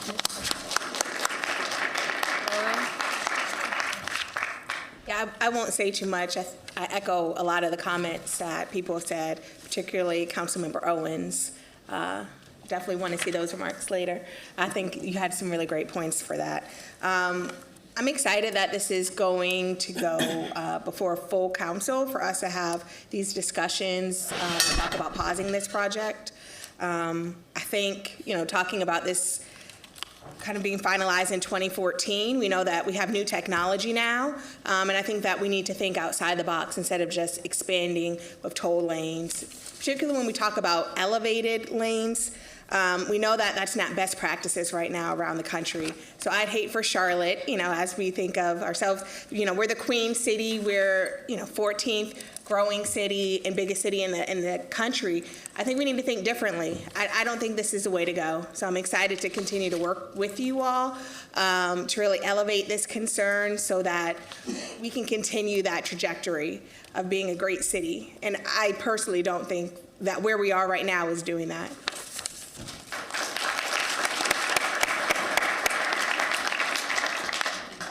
Yeah, please. Good evening again. I won't belabor the points. I agree with my colleagues. I stand with you all. I see my West Boulevard Neighborhood Coalition neighbors here and so many others, historic West End. Thank you for coming out and for the work that you do, not just tonight, but continually, because y'all have been on this a long time. And I love to see neighbors from all over our city that are impacted standing together. And we got to respect that, right? And so when I think about this conversation, I absolutely support the 60-day delay. I support having this conversation and potentially taking a vote to direct our CARTPO member to move for a 60-day delay. I don't want us to get lost. I don't want it to get lost, though, that after 60 days, there still is another decision to be made. What I'm hearing is that you don't want to just delay the outcome, you want to change the outcome. And that's what matters. And so with that, I want to make sure that I understand, Madam Attorney, if you've got it, very plainly, what are the remaining decision points? Because I don't want us to get 60 days later and find that we thought that we had an opportunity to impact, but all we did was kick the can down the road. Thank you, Dr. Watlington. So the request for qualifications allowed for the short list of contractors or proposers to tender their request for qualifications or their qualifications. The next step is for them to submit proposals. And with proposals, it will help to share the options for the community from their perspective on how the project can be delivered.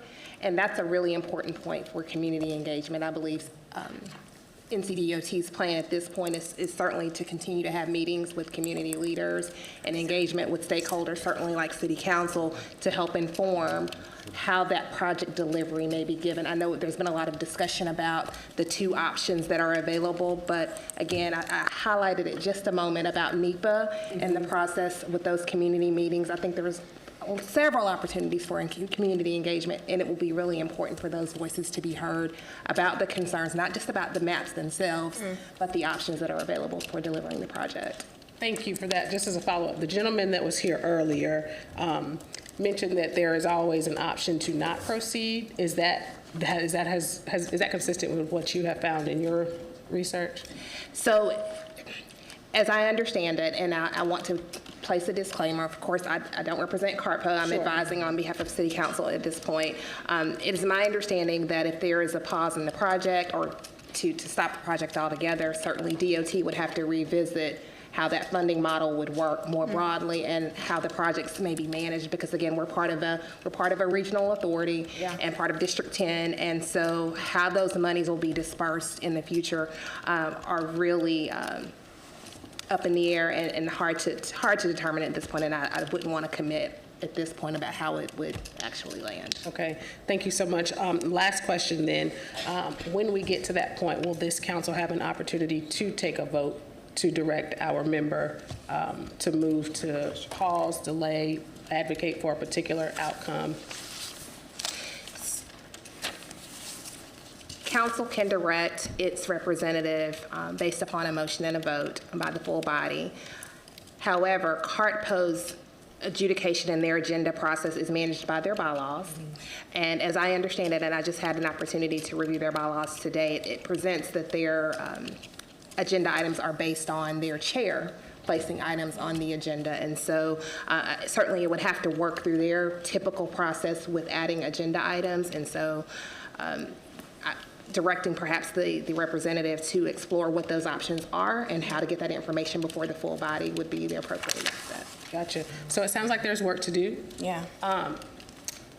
Sounds to me like the next step, or one of the next steps, would be to be reaching out to the chair of CARTPO and let them understand that the community desires that this becomes an agenda item as this discussion goes on. I look forward to continuing to work with you. As I learn things, I will certainly share it with you, and I'm sure that you all will continue to do that. But this is certainly is a journey, and we're committed to taking that journey with you. Thank you.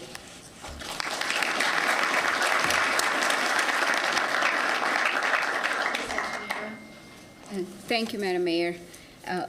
Madam Attorney, thank you for clarifying the council's legal authority in terms of the next steps.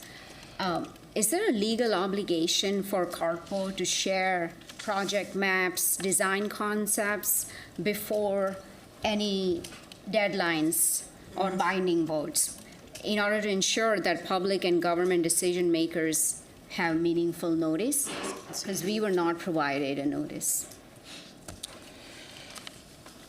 Thank you, Councilmember Ajmera. The CARPO acts as an advisory body to NCDOT.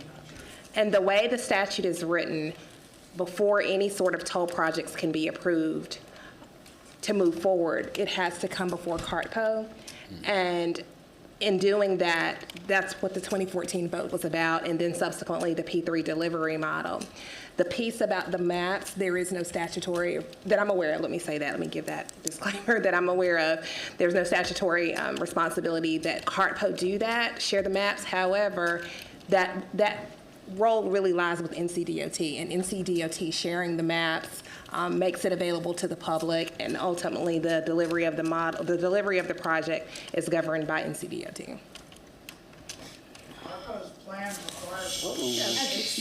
Please, so we can have Ms. Ajmera. Thank you, Madam Mayor. It looks like that we need to explore options not just with CARPO, but also with NCDOT and the governor's office. Let's be honest, issuing a RFP is not destiny. It's not democracy, and it's certainly not community consent.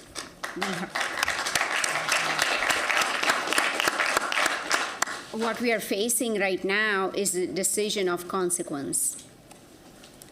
Elevated toll lanes through the heart of Uptown that will shape our skyline, mobility, neighborhoods for generations to come. And yet, critical design components were not fully understood by this body or the public before the process advanced. This is not how transparency works. And if this project is truly in the best interest of our city, it should withstand a pause, a scrutiny. It should also withstand public debate. We pause projects all the time when new information emerges, like in this case. We pause when community impact is unclear. We pause when cost exposure is uncertain. I don't know why we would move faster on this project and something this consequential.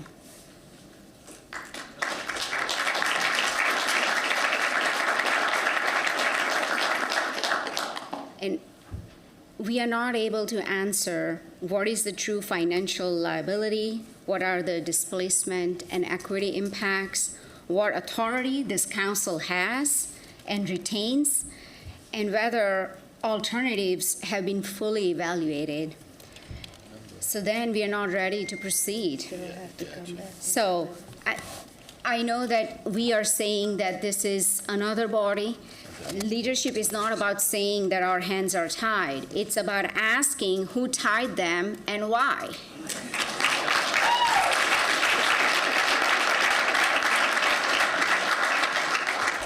I agree that we need to pause, but I also think we need to take an action that is in the best interest of our community.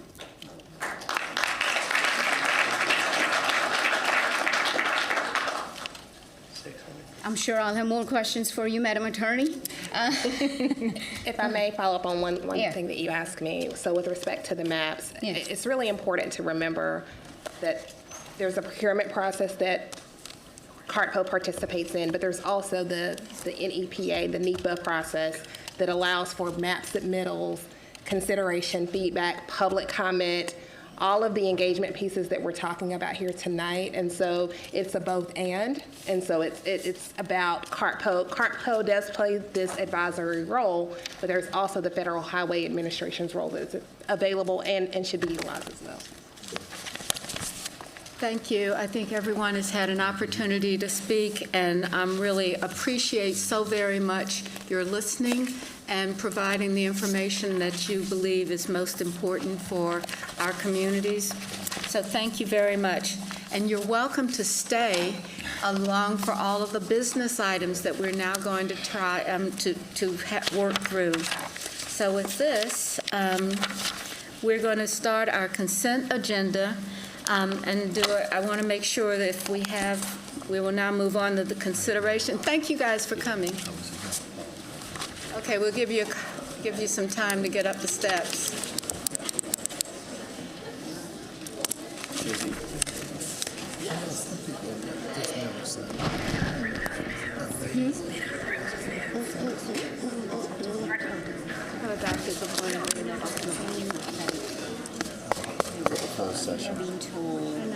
I know. Yes. Yes, we have a closed session. Economic development. I think, does everyone know that we're having a closed session tonight? Okay, wanted to just be sure. Okay, didn't want anybody. Doc, we're having a closed session, you and Dante, everybody, we know we're having a closed session tonight. I can't hear you, brother. You're supposed to let me know that ahead of time. We're having a closed session as well. I'm with you, Dante. I told him to send it out. We told him to send it out. Probably. It was sent out. It was sent out. She just like, yeah. She was like, do I have to, right? Okay. We're going to. Okay. All right, are we ready? Let's, we'll have a few more minutes for you to get out. To say we're not happy. All right, for those of you that really love us this much, please come on down and we'll start. Come on down and we'll start our meeting. Come on, President Mack. Come on down. Show us some love. Come on down. Okay.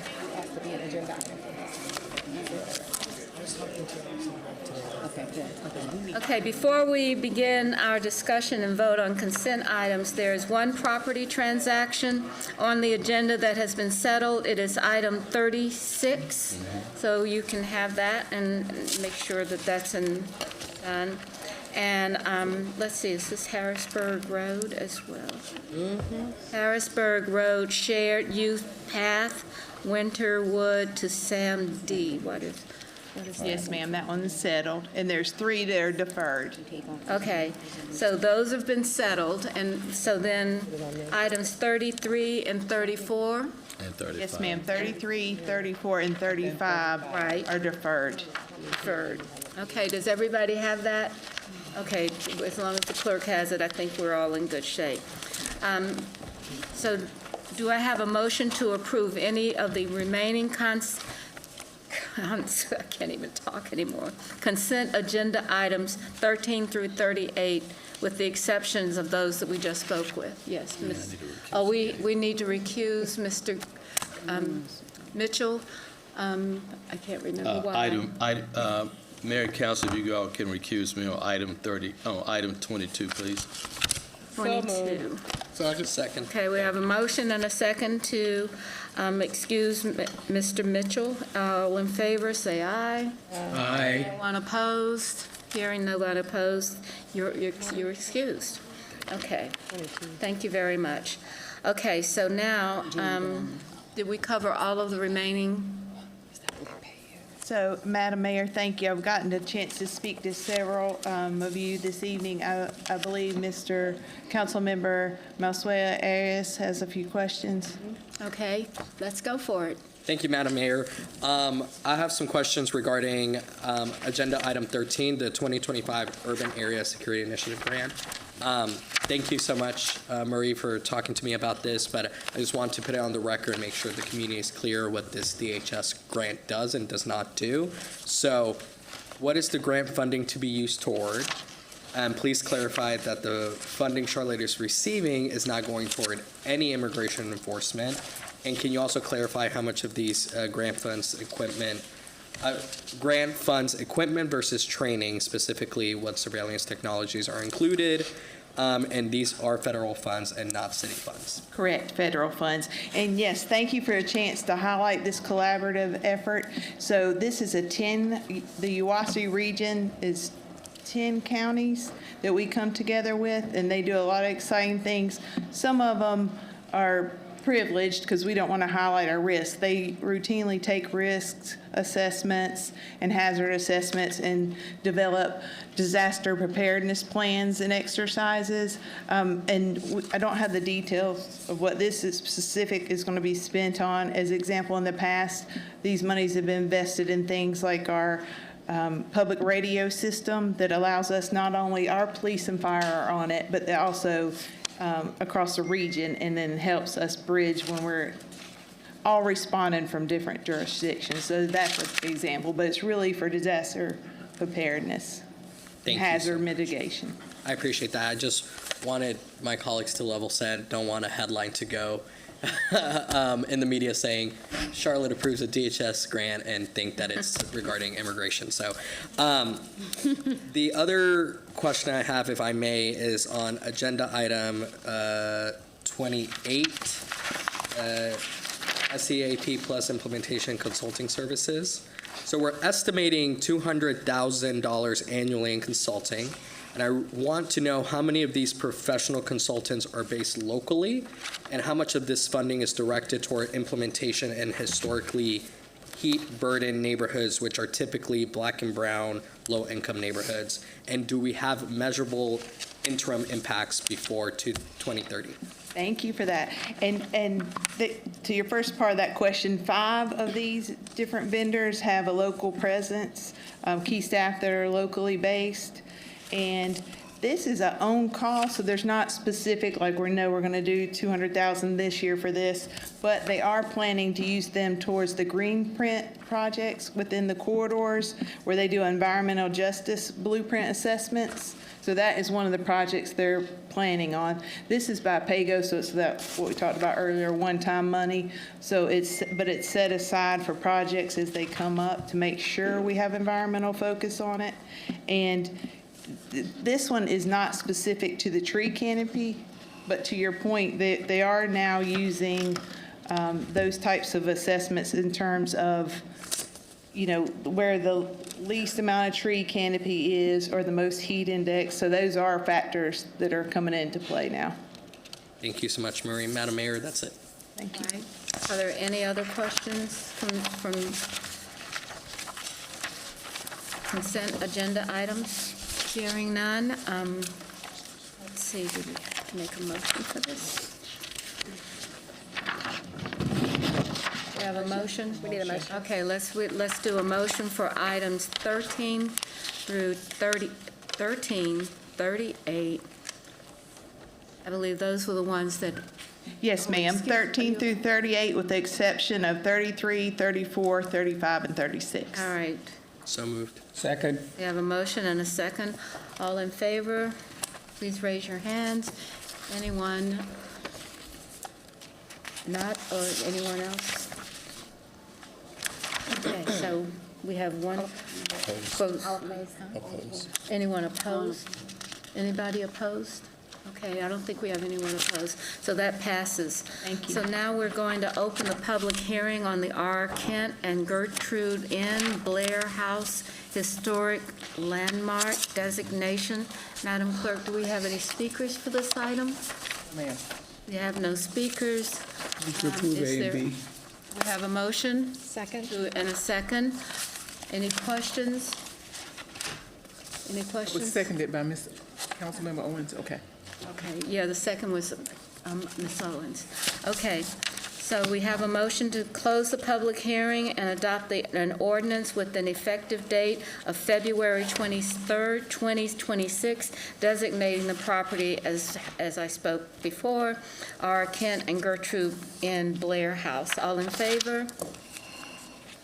Anyone opposed? It's unanimous. Ms. Johnson, did you raise your hand up? Okay, thank you. All right, and now we'll have our city manager's report. Mayor, members of council, I was going to go over the retreat, but I think I'd prefer to work with the mayor pro tem and see how we can juggle this up and get back to you. Y'all are just going over there to spend the night, aren't you? It'll work. That's probably going to work that way. I prefer to get some more feedback how we can change some of this stuff. Okay. So we still have another policy item. The policy item is the 2022 federal and state legislative agendas. So is there a motion to approve the Budget, Governance, and Intergovernmental Relations Committee's recommendation to approve the 2026 federal legislative agenda? So move. Second. Have a motion and a second. And if we do that, Mr. Graham, I know it, I'm like going like, what night is I've been this? called a lot worse, Okay. especially lately. So first, I want to start off by really thanking the mayor, the city manager, the police chief, our district attorney, and the staff who over the last 60 days have prepared our presentation to the members of the North Carolina General Assembly 2 weeks ago. They represented our community with class, knowledge, capability, and demonstrated why we're one of the best cities in the country. And I think that relationship in Raleigh is extremely important. That hearing was extremely important, and they represented this city and this council extremely well. The Budget and Intergovernmental Relations Committee with council members Ashmayer, Owens, Mitchell, and Mayo have been working on the legislative agenda since October of 25 with new members seated in December. I want to thank Councilmember Ashmayer for starting the process in October, and she still joins us as a member of the committee. I think it's important that we underscore some of the items in the agenda because a lot of it refers to public safety. And I think for the record that we need to say that to the community. Our Tier 1 priorities include additional state funding for mental health support, support for local law enforcement retention and recruitment, and an increase for staffing for the District Attorney's Office, Public Defender's Office, and the courts. We're also seeking to support state to reestablish the local juvenile detention center and supporting House Bill 258 to strengthen penalties for assaults on public transit operators. In addition, we continue to prioritize efforts to reduce fatalities and serious injuries on our roadways throughout strategic infrastructure and technology. Our Tier 2 priorities focus on strengthening sentencing guidelines for chronic repeat offenders, approving statutory qualifications and compensation for magistrates, and addressing certain quality of life issues through the state statute. We also have our federal package included for your review. The council will be attending Washington, D.C. for our legislative day, March 17th and 18th. We will be meeting with our federal lobbyists to discuss our federal agenda, as well as our federal delegation to talk about the city's priorities. And then lastly, we made a commitment to work with Mecklenburg County, the District Attorney's Office, and the business community and other local partners to ensure that all our legislative agenda items are coordinated as much as can so that we can speak with one voice as a community. And so I'm really pleased and proud of the work that the committee has done. Again, much of it was done by Councilmember Ashmayer before the council was seated in December. Thank her for her support, but move for approval. All right, we have a motion to approve. We have a second. Are you? I just want to make a comment. A comment? Yes. Ms. Anderson. Thank you, Madam Mayor, and thank the committee for all the work that you've done on both the state and federal legislative agenda. Just a couple statements. I was a part of the discussion in committee around a couple of the items, in particular some public safety items, and the item as it relates to the juvenile detention center in Mecklenburg County. I appreciate some of the massaging of the language to clearly articulate the fact that we as a city council, we don't have direct responsibility for the juvenile detention center, but we support the efforts, especially with the ability to keep our young people close to their supportive networks here in Mecklenburg County and not sending them out to other counties. Just a question on the federal level of the agenda. I see that the housing statement is to support the production of more low-income and workforce housing. Completely understand the concept of the workforce housing and the need for such, but what would be the expanded emphasis on low-income housing? Is that an Envision question through HUD, or is that a different ask at the federal level?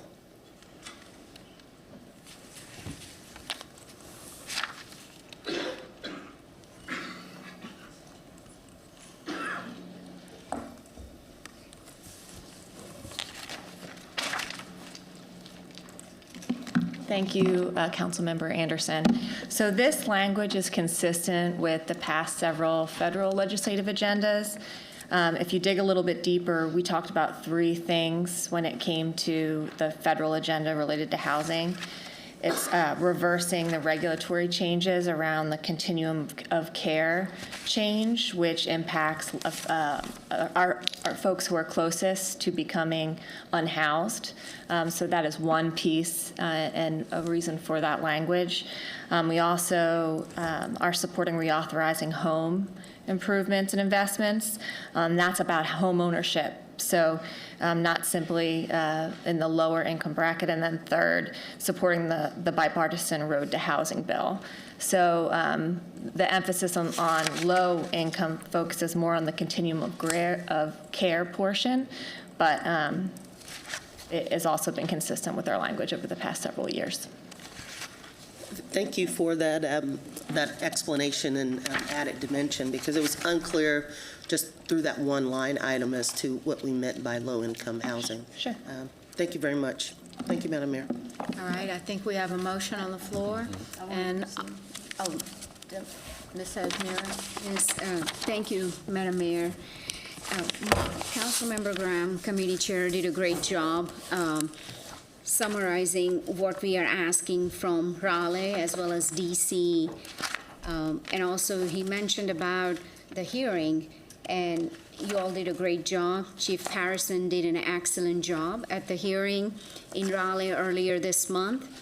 She just didn't talk about the progress and success, but she was transparent about the challenges we face as one of the fastest growing cities in the state.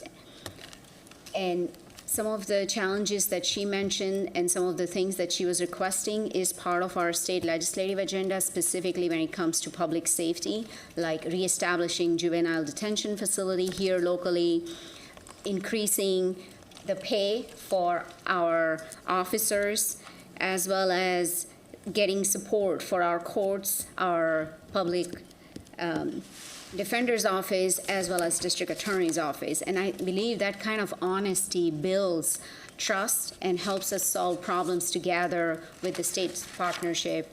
I would be remiss if I did not thank Sean Heath. He started this effort back in October, and he met with all the stakeholders, along with some council members, and including the DA's office, the courts, the Business Alliance.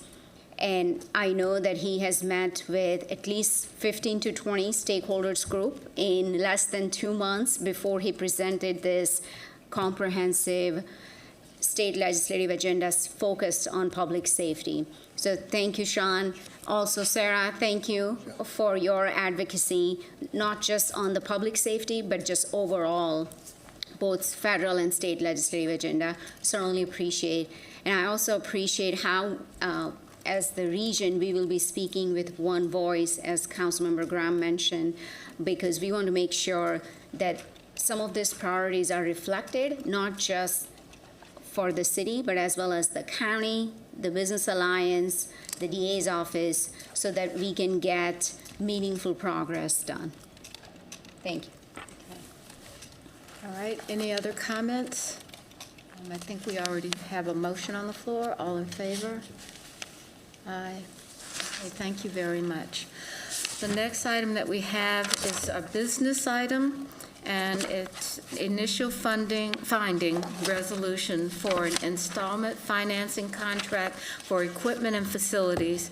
And this is to adopt an initial, as I said, findings resolution, making certain findings and calling for the execution of various documents necessary to complete an installment and financing contract.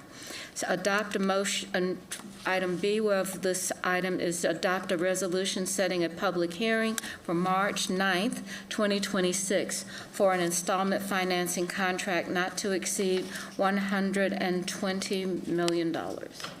So moved. We have did I have someone Second. Made the who made the motion? Ms. Owens second. And Ms. Owens second. Is there any conversation? Yes, Ms. Ashmira? Yes, I think this is very timely because just a couple of hours ago, we were discussing emergency response times. And we were talking about how can we improve. And Mr. Jones mentioned about he did put a pitch out there that make sure you all support this agenda item because this does include facilities. That includes public safety facilities like fire and police. And I also want to lift up animal care and control facility that some of the speakers had raised that at today's public forum. So this is very timely, and I hope my colleagues will join me in supporting this. All right, any other Mr. Driggs? I just think it's worth clarifying, this is $120 million. The public should appreciate this is not a new spending commitment that we're making. We have already identified these uses for funds, and what you see here is kind of a procedural step in order to borrow the money that is needed to carry out projects that we already agreed to. Thank you. Okay. Thank you, Mr. Driggs. Always good to have an upset, like someone that can tell us all except what we need to do. Okay, so this is, we have a motion and a second. All in favor, please raise your hand. Anyone opposed? Okay, so the next item is item 9, affordable housing development support for 5 Points land acquisition. Number 8. So sorry, item 8. Okay, item 8, a motion to adopt a resolution approving a lease agreement with Envision Charlotte for a portion of city-owned property located at 3300 Northerly Road. Parcel identification is noted in your agenda, and authorize the city manager as its designee to negotiate and execute all documents necessary to complete this transaction. Do we have a motion? It's in District 1. So moved. We have a motion. Second. We have a second. And any discussion? Yes, I Ms. do. Esmira? Thank you, Madam Mayor. So there were a couple of questions as part of our business consent agenda Q&A. So, do we still have Mary? Oh, okay, Mr. Rieger. So, as part of the Q&A, there were a couple of questions. If you could just, so first question was, what revenue have been generated at this point in totality? And how much annually comes into the city under this contract? So for those of you who may not be familiar with this agenda item number, this is approving a lease agreement with Envision Charlotte. It's a nonprofit for $1 lease annually. So if you could help me.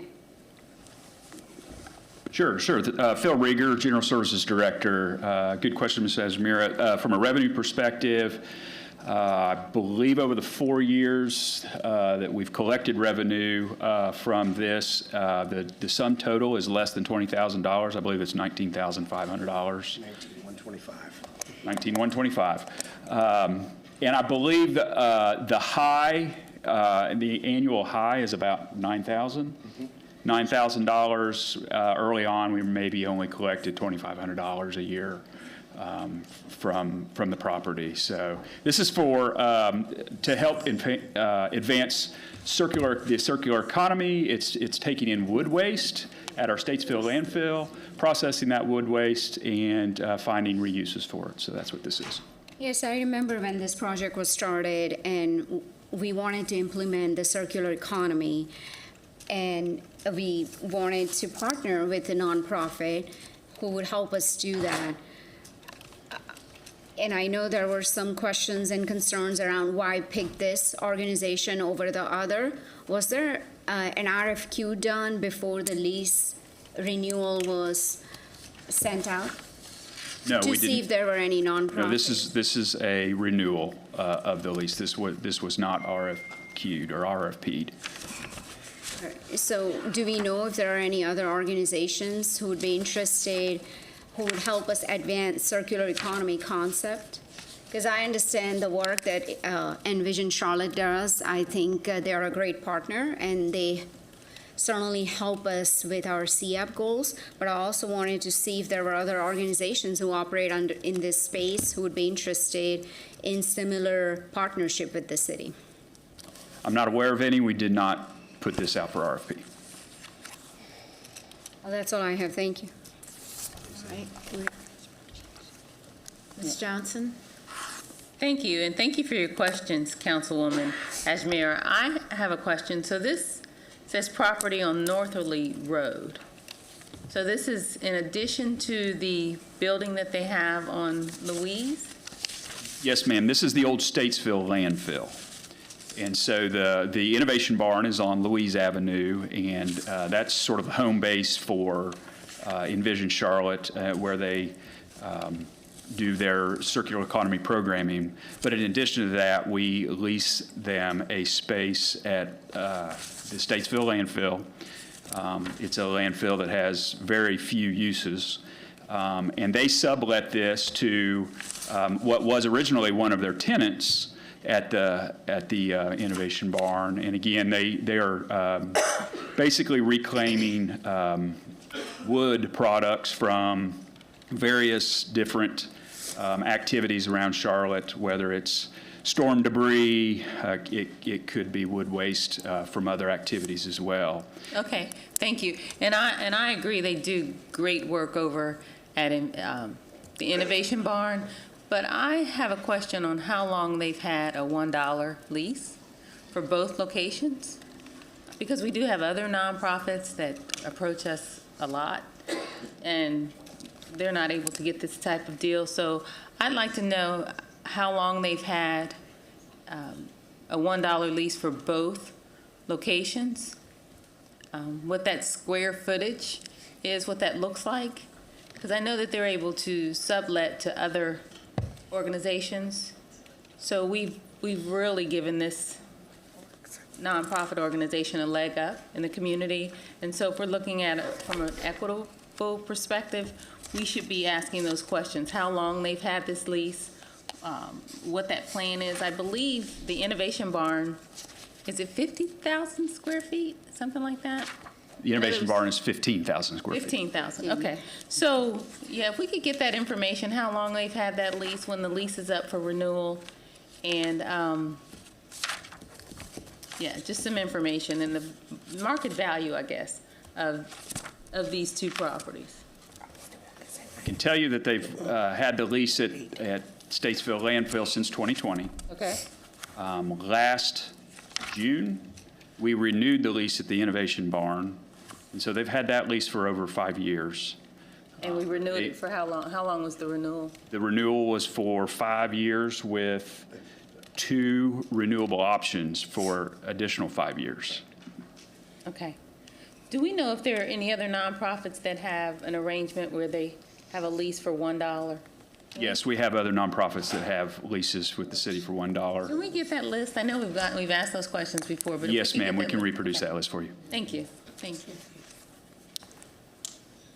That's all I have. Mr. Anderson? Thank you, Madam Mayor. I just wanted to advocate for all of the work that Envision Charlotte does in District 1, both on the Louise site as well as this site in particular. And the lease structure that they have is very similar to many of our art lease structures within the city. They have a very similar $1 annual lease structure. And all of those leases, in particular with the arts, facilities are being touched and revisited, as you know, because I met with you to talk about that, sir, a couple of days ago. So really good work that Envision Charlotte does, and they are very much deeply rooted, not only in the Belmont community, but also within Plaza Midwood, in the entire part of town. So I just wanted to thank them for their work. Thank you, Madam Mayor. I just have a follow-up question, Madam Mayor. So $20,000 a year that we have received from Envision Charlotte as part of the partnership, is that for both properties or just this specifically? It's just as specific, and it's just under $20,000 total over the Over the 5-year period? 5-year lease. Okay. And what would have been the market value? For the Statesville landfill, Yes. it's really not. Talking about the lease market value. It's hard to say. It's a landfill. There are not very many usable opportunities for that property. And this is one. It's an open air use. Can't put buildings on it. So I'm not sure that we could, at least not tonight, be able to give you a value. But we can follow up with that. I want to ask a question. Just a follow-up question. Could commercial trucks be parked on that space? No, ma'am. The ground's not compacted in a way that you could move a commercial truck around, particularly on a wet day. It's just not good for that use. Okay. We're looking for spaces for truck parking. Okay. Not last. Any further discussion? Okay, we have a motion, and all in favor, please raise your hand. All right, that's unanimous, I believe. So we have another item. It's a business item for affordable housing development support for 5 Points land acquisition. And I believe we have a speaker as well. Oh, he's A good doctor.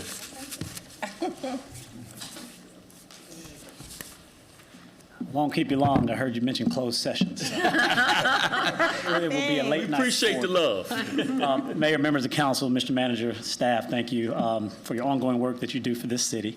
As a former District 2 council member, I thank you in advance for the affirmative vote, hopefully unanimous, that you'll take tonight on this business item to support the Historic West End Partners and LISC in their efforts to acquire these parcels in 5 Points and eventually develop them for a larger mixed-use and housing development.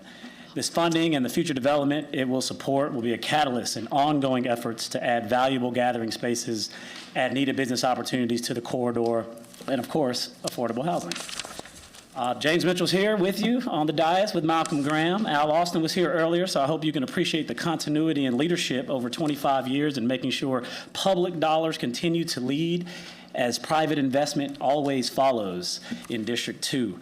This funding item is more than just gap financing, but also another way to further leverage past city capital investments like the CityLinks Gold Line, the now completed $20 million CIP for West End Roswell's Ferry CNIP, that later turned into your current capital spending through corridors of opportunity with Beatties Ford Road and Roswell's Ferry. You're also following your House Charlotte framework, as well as following funding investments from the Nest Commission through our commission displacement study last year. Jatanya Adams is here. She deserves all the flowers. And so I'm giving them to her. Her work for decades has really made her a living legend in the West End. Other partners like LISC, we brought them on in 2018, and then they've hired Ralphine Caldwell, and the work that Charles Thomas has done with the Knight Foundation. Alicia Davis has worked with the West End Initiative. And countless residents who have engaged to help, build the community we deserve on Charlotte's West Side as the gateway to the West Side. The work always continues, but this funding item tonight is just another step forward in showing your commitment to making equitable investments across our city. Thank you. Thank you very much. Appreciate it, Jatanya. Good to see you. You're just amazing. I don't know how you stay awake. I really don't. So we have a motion. Is there a motion? I'll make a motion for approval, then I'll have some comments. Okay. Second. All right, we have a motion, and so I recognize Mr. Graham. Thank you, Madam Mayor, and thank you, Council Member for those remarks. There's an old saying that if the people will lead, the leaders will follow. And we've been following Ms. Adams for years in terms of the work she's been doing on the Batesville Road corridor. She literally has made my job a little bit easier in terms of the work she has done to bring us to this place. I want to thank, in her absence, Councilmember Mayfield for her leadership on the housing side of this, and the Mayor Pro Tem on the economic development side for their support of me and the community on this very important initiative. This is a major puzzle piece for what we're trying to do on the Batesville Road corridor. 5 Point is our trade and try-on. It's the center of education, business and commerce, and the gateway to Batesville Road or to Uptown Charlotte. And it's also leveraged the investments that we've already made on the corridor. The council member mentioned some already, but I'll mention some more. The current interchange project that we're working on with CDOT, we'll talk more about that on Monday. The JCSU Mayor's Racial Equity Program, $85 million. The extension of the streetcar from French Street to Rosa Park. Our investment in the historic Excelsior Club. The work we have done on the corner of Batesville Road in LaSalle, and our collaboration in fighting crime up and down the corridor, but specifically on Batesville Road and Catherine Simmons. This is a major puzzle piece that brings all of that together and leverage the investments that we've already made on the corridor. So I enthusiastically support this. It brings food to the corridor, and bring more housing to the corridor, and bring some parking to the corridor, and we get to leverage the streetcar which drives right by that lot each and every day. So individuals who move there eventually, shop there eventually, can use the streetcar for mobility. So thank you very much for your leadership. Thank you, team, for supporting what we're doing on the Batesville Road corridor. Went to the fish market Saturday. We need some more red snapper. But thank you for the business leaders who've been supporting each and everything that we've done. Charles, the Knight Foundation. It's a team effort led by our quarterback. Thank you very much. I know, but Anderson? Thank you, Madam Mayor. I just wanted to thank the community for your level of involvement and investment in leaning into this, in particular Ms. Adams, and she's never shied away from helping other parts of the community to get up to speed to the good work that is done on the west side, and in particular, one of the corridors of opportunities in District 1. Thank you for walking with me and being a partner as we jumpstart that particular corridor. But I love this transit-oriented development and its mixed use. But in particular, what I really like about it is the access to fresh fruits and vegetables in a part of town that is considered somewhat of a food desert. And as we discussed this in committee, I shared a thought that our fire chief had shared with me when I met with him at the end of last year, which is food deserts are a safety issue. Because when we have moments like the ice storm and the snowstorms that we just suffered through, people need to be able to walk to get the amenities that they need, including food. And so the walkability and the connection with transit-oriented development to leverage our public transportation is just a huge win-win across the board. So I just want to say thank you for everything that you guys are doing, and I'm so glad that the council is able to support an initiative like this. Thank you. So Ms. Owens?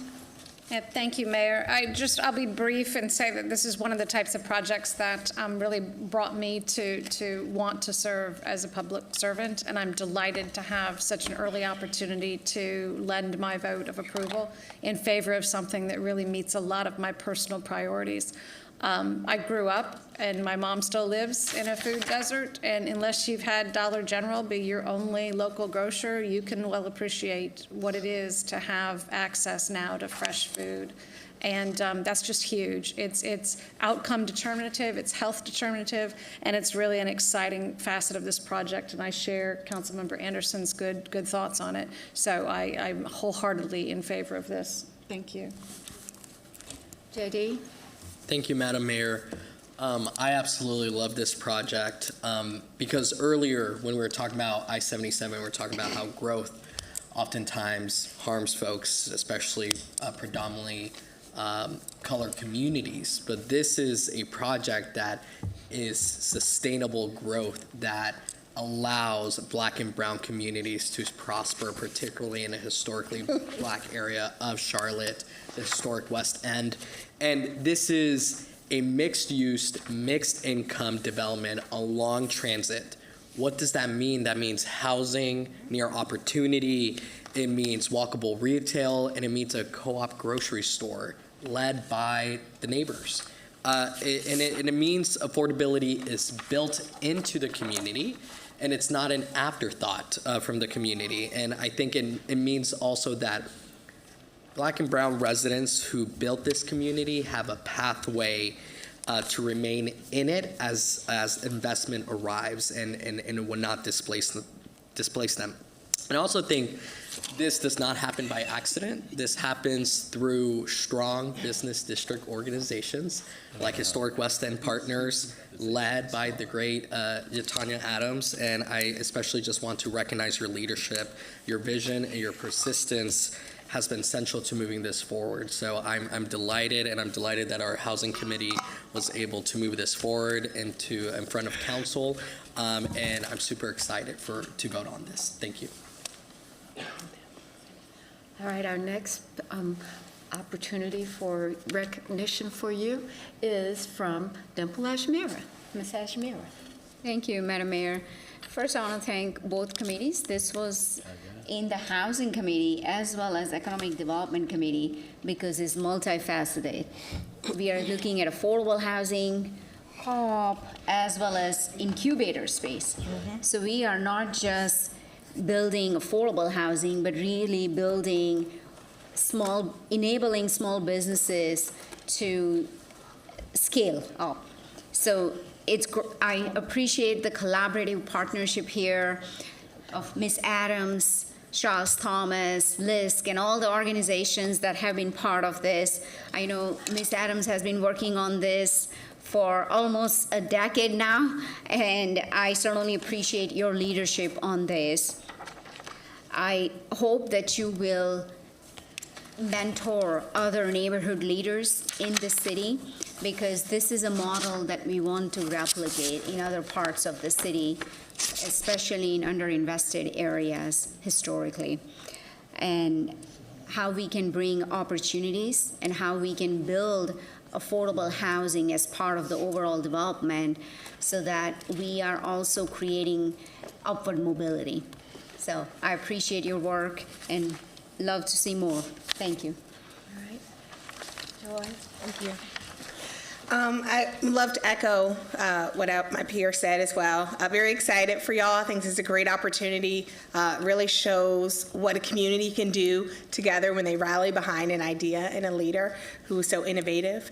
Also very excited to replicate this in other places. I know Jatani and I have talked about some opportunities in District 3. And I just text one of my people, like, have you scheduled the meeting yet? So I'm very excited about that. I think this is a great opportunity for us to start replicating and thinking through how do we create developments with the community in mind to kind of help with some of those systemic issues that we're always chatting about. So I am excited to vote yes today. All right. Let's see, our next speaker I'm the last is one. you. On purpose. I can see it now. So first of all, I'm going to echo a lot of comments that my council members made, but this really started with Councilman Graham calling Councilmember Mayfield and myself and said, we need to move quickly on this project. we have a great opportunity to do something special. So while he was giving accolades to all of us, I have to thank the district rep for putting fire underneath 5 feet, because we knew there was a land acquisition date that Tanya called all of us 7 o'clock in the morning to remind us what time it needed to be done. And city manager, I got to thank the city staff, because from our meeting, we quickly got 2 DCMs involved, Monica Allen and Allison Craig. Let me say something about Charles Thomas, who I think is a really quiet leader in our community. Charles just makes stuff happen. Doesn't talk, he just makes stuff happen.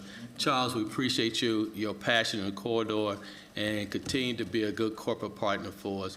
Rafine, thank you for teaching me about housing. When I was on the Charlotte Mecklenburg Housing Partnership Board with David Howard, and your leadership and means a lot to us. So I don't want to belabor the point, but great job to everyone. Councilman Graham, thank you.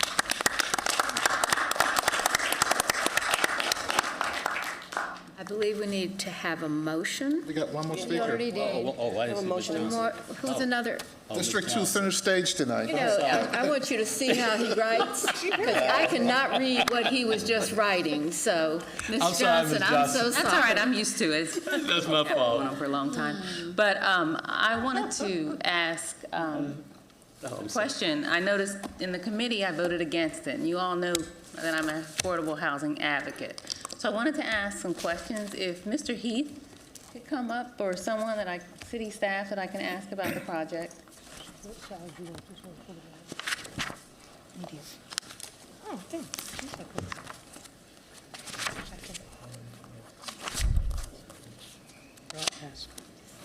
Thank you.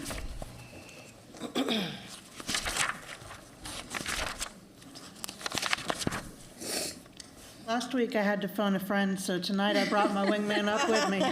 Thank you. So there was a project, and maybe this wasn't it, but there was a project that was presented in committee that I asked about, we talked about, that there was no housing for residents in the 30% AMI. And we talked about at that time that there was a 40,000 unit deficit for individuals in the 30% AMI, and I think the report came out last week that it's like 32,081 or something like that. I have it written down somewhere. Is this that project? No. Okay. Is there housing for 30% AMI residents in this project? Sure. So this is a land acquisition project that's Okay. being funded with your Housing Trust Fund. Okay. So in what is before you tonight, there is not a specific affordability matrix, because this is this two-step process where you put money into the land and then they come back to you with the details of the project, and we'll explain the entire affordability matrix. But because this is your Housing Trust Fund, and because of your policy, which says all Housing Trust Fund projects will have 20% of the units at 30%, unless you waive your own policy, they will have to meet those guidelines for you to fund it for the step 2 of the project. Okay. Thank you.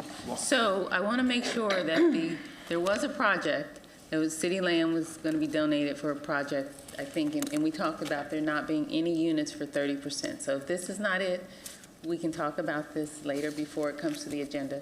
So I make sure that we stay on top of that. Okay? Thank you for the clarification. Thank you. All right, so now that everyone's had an opportunity to vote, all in favor of we have a motion, and all in favor, please raise your hands. Raise both hands. All right, so I think that's unanimous.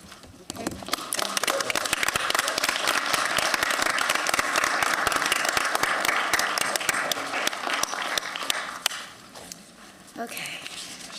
We're gonna get out of here soon at some point, I think. Okay, so our next item is interlocal agreement for continuation of risk management services For item 10, is there a motion to adopt a resolution authorizing the city manager or his designee to negotiate and execute an interlocal agreement with the Metropolitan Public Transportation Authority for the provision of risk management services? And this is the second part of it. Item B, which is authorize the city manager to negotiate and execute all documents necessary to complete the interlocal agreement. A motion for A and B, Mayor. Second. We have a motion and a second for the A and B. All right. Are you ready to vote? I'd just like to make a Yeah, comment, I- or a question, really. Anderson? Thank you, Madam Mayor. Just wanted to ask a question because I was reviewing the interlocal agreement, the actual language, and can a staff member or perhaps Mr. Manager yourself just share more about the risk division and the clauses that relate to Medic, the library, the regional authority, and other entities? And this is at the end of page 1. Thank you, Councilman Anderson, Mayor and Council. Matt Hasted, CFO. So risk management is a division within finance. So risk management as a division has many services, but it includes procuring insurance services, workers' compensation, property and casualty claim investigation and handling, also with health and safety. So we do this for across all city departments, CATS, aviation, Charlotte Water, Stormwater, General Services. But we also do this for a number of outside agencies, so they actually contract to the city of Charlotte to perform these services for them. So we provide those exact same services through separate agreements with the, Mecklenburg County, Charlotte-Mecklenburg Schools, the library, Medic, and CRVA. So it's very common for us to have these type of agreements because we get a little bit of buying power and economies of scale, so that we're looking to continue that through with the MPTAs. CATS is currently serviced by risk management. So this is ensuring that as we work through the transition, that there's absolutely no loss in coverage for any of their insurance programs, handling of claims, as we're really starting already now to look at procuring insurance services for a 7/1 effective date. This is really a critical time to make sure that the insurance underwriters know that that sort of continuation of services will be maintained. Thank you. I appreciate that and absolutely appreciate the concept of leveraging scale, all right? Is this effectively a service level agreement as an extension? Or I'm trying to understand the relationship as it transitions over to the MPTA. Sure. I think that there's probably going to be a multiple step process through this. So I think initially, it will be maintaining us providing services to CATS as they remain a department of the city. And if there's things that come up during this transition that the MPTA needs above and beyond what we already have done for CATS, say they lease office space for themselves, they start hiring direct employees before we transfer ours, we may need to provide workers' comp services or insurance for physical building space. That'd be a new service that we'd be providing to the MPTA and get compensated for, reimbursed for. But as we sort of look at that long-term relationship, it'd absolutely be a sort of full service agreement between us and the MPTA.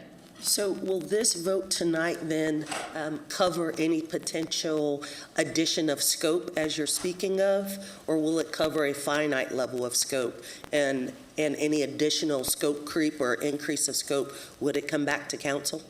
Sure. May look for Andrew or Stuart to help me with this, but I believe that specifically what we're looking at here is through the FY27 year. So it's primarily focused on getting us through that transition and allowing us to have time with consultants and the city to really determine what that long-term partnership needs to fully encapsulate, because there's a lot of stuff that's we're obviously still working through and figuring out, but this is really to make sure through that transition that it's completely seamless for both us and the MPTA. Got it. So it's effectively continuing the service, but then also laying out the framework for a forward-looking level of service. Yes. All right. Thank you. Thank you, Madam Mayor. All right, any other questions, Ms. Hashmira? Yes. Thank you, Madam Mayor. Will the city be reimbursed for the services once the revenue starts getting collected? Sure. So as CATS already budgets for a lot of these services already. So anything that's a part of the already CATS budget as a city department, there'd be no additional cost for that. If there's anything above and beyond, that we have to do, but for the MPTA, that's when a reimbursement would occur for the city, but absolutely. So is the risk management under you, Mr. CFO? Yes, it's a division within finance. Oh, got it. It's a matter of all trades. Yes, All right. my best. That's all I have. Thank you. All right, any other comments or questions? Hearing none, do we have a motion? We did. We do, and so now that we have a motion, all in favor, please say, raise your hand. Anyone in opposition? Okay, we're good. Thank you so much. The next item,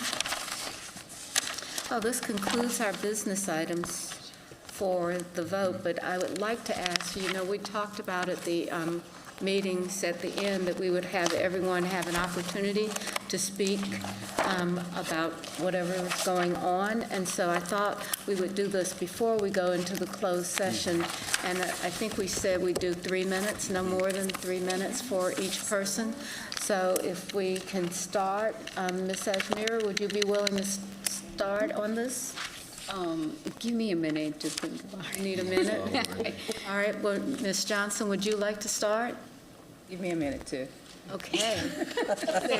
Is there another minute in this room? Is there another minute? Start from Mr. Mitchell. He seems ready. All right, let's. He's ready to go. Mine's a 5-minute PowerPoint, though, so they loading it up. All right, Mr. Ram, would you like to start? I want to see the PowerPoint. I'm intrigued All right, now. Ms. Anderson, can somebody help us? How about after the PowerPoint? Control room, can Here we go. Okay, y'all want me to go first? Yeah. Okay. He's got the PowerPoint. In honor of Black History Month, I would like to just acknowledge those who've paved the way for us. And so, first of all, in 1965, Fred D. Alexander became the first African-American elected Charlotte City Council modern area, breaking decades-long absence of Black representation and setting a foundation for inclusive.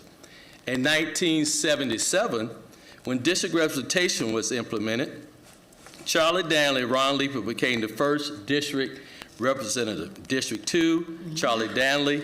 District 3, Ron Leeper. Then in 1983, Harvey Gantt was elected as Charlotte's first African-American mayor. His leadership marked a defining moment in the city's history and affirmed Charlotte's commitment to progress during a critical period of growth. In 1991, the late Ella Scarborough became the first African-American female elected at large, and in 1987, Ella Scarborough became the first female elected Charlotte City Council. In 2011, LaWanda Mayfield became the first openly LGBTQ member elected to Charlotte City Council, reflecting Charlotte's continued expansion of inclusive representation. And then 2017, Vi Lyles became the first African-American woman elected to mayor of Charlotte, further strengthening the legacy of leadership that continues to guide our city today. Last but certainly not least, in 2013, former Mayor Anthony Fox was appointed United States Secretary of Transportation, becoming the first Charlotte mayor to serve in a presidential cabinet and carrying the city leadership to the national stage. These are milestones that represent progress built through service. So please join me in recognizing all the firsts for Black History Month.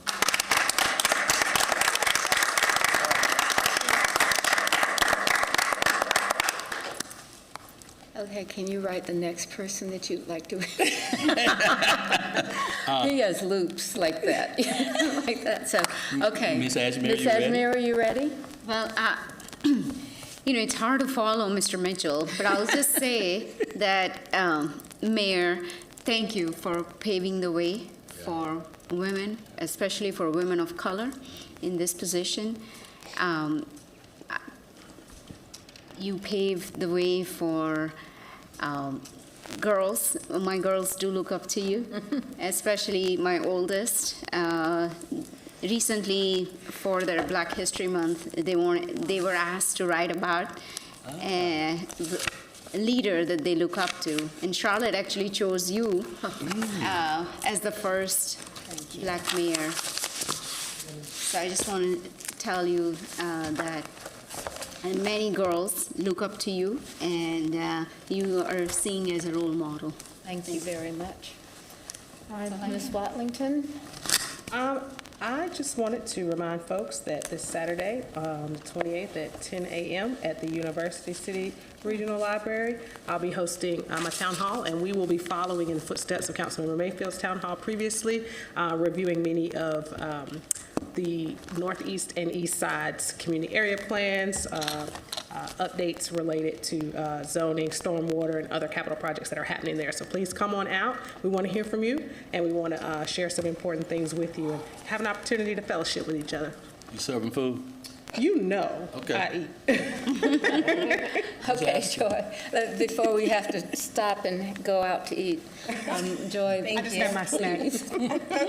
So I hope to see you all Thursday at Kennedy Middle School. Still Creek Residents Association will be hosting their annual meeting for the Still Creek area. Our mayor also will be there speaking for the city. So excited for people to join at Kennedy Middle from 6 to 7:30 this Thursday. All right, Ms. Anderson. Thank you, Mayor. So two things. One is I too have a town hall coming up. It's going to be on March 14th, and it's going to be in the Tree of Life Forum at the Pearl. And it's a lovely space if you haven't had the opportunity to visit the Pearl. And we'll be talking all things as it relates to workforce development, economic development, housing, and more. And actually, Mr. Mitchell, I had another a comment I wanted to make that's aligned with what you just brought up. But for Black History Month, there are a variety of different spaces throughout the city that have been honored for art, in particular art in our parks and in our green spaces. And several of them are within District 1. One is within Independence Park, and it's called Natural Rhythm. And as I began to represent District 1, and in particular that neighborhood, I came to find out, even though I'm a Charlotte native, that Independence Park was closed off to African Americans initially. And of course, there was a pivot to correct that, and there's an art installment that actually celebrates that pivot, as well as several over in the Pearl Street Park that's along District 1 as well. So I'd invite all of you to go out and explore some of our parks and some of the great art that honors African Americans during this month. Thank you. Thank you. Kimberly? Yeah, I think everybody's heard plenty out of me tonight, so I'll be very brief. I, too, have an upcoming town hall. It is my first 90 days. I'm anxious to connect with folks. We'll be at the South Park Regional Library on March 12th from 6 to 8 o'clock. Some of the topics that we will be covering, I'm going to have somebody from CDOT there to address a number of the projects that will be undertaken in District 6, as well as someone from CMPD to speak to public safety. And then finally, and perhaps I'm most excited about, someone from our local staff who's going to talk about the ADU process and give some greater clarity on that. As someone who lives in District 6 and has needs at both ends of the spectrum in terms of my children needing housing and my mother needing housing, I'm really dialed in on the ADU processes and how we're going to be hopefully perfecting those in a way that gives some greater clarity so that folks can avail themselves of those programs. So I'm excited to do that, and the flyer will be going out tomorrow. Thank you. Okay. And so let's see, Mr. Graham. Thank you, Madam Mayor. Just a quick commercial. Tomorrow from 6 to 7:30, the Park Ministries will be hosting a Let's Talk About It. Charlotte Mecklenburg Police Chief Ms. Patterson will be there, and as well as the service team from the Northwest District from 6 to 7:30 at the Park Ministries, talking public safety in the district for sure, but specifically up and down the Beatties-Fort Road corridor. That's tomorrow from 6 to 7:30 at the Park Ministries on Beatties-Fort Road. All right, Mr. Driggs. So you guys will appreciate the irony of this one. On Friday at 10 o'clock, there will be a ribbon-cutting ceremony for the I-45 South Express lane at the Ballantine Hotel. Hope to see you all there. Keep transportation moving there. Keep it moving. I don't know about that, but what? Got it in our man. Okay. So let's go. JD. Thank you, Madam Mayor. I want to first start off that yesterday I got to attend Dominican Independence Day activities in District 5 at Hickory Grove United Methodist Church. I want to thank the mayor for doing a proclamation from yesterday until March 1st, celebrating Dominican Heritage Week. And I also want to highlight the importance, which oftentimes I feel in either Hispanic Heritage Month or Black History Month goes unspoken of or falls through the crack, is Black Latinos or Afro-Latinos, which a lot of Dominicans, Puerto Ricans, the Caribbean encompass of that. And so I just want to give that honor as well.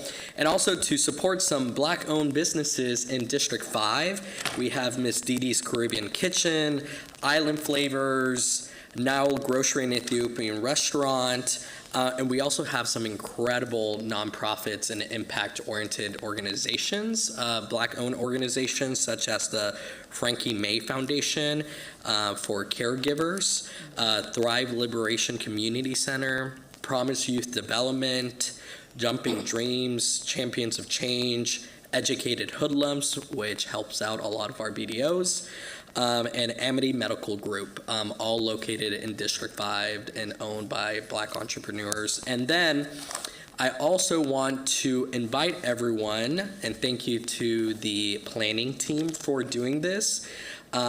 This Thursday, February 26th, from 6 p.m. to 8 p.m. at Fellowship Hall at Eastern Hill Church. In District 5, we'll have a community area plan community meeting to talk about the east, middle, and outer community area plans. Oh, and we have finally a date for our Eastland Yard Sports Complex groundbreaking, March 5th at 11 a.m. So that's next Friday. And thank you to Mayor Pro Tem Mitchell and to all the team that's been working tirelessly behind the scenes on that. Ms. Johnson? Thank you, Madam Mayor.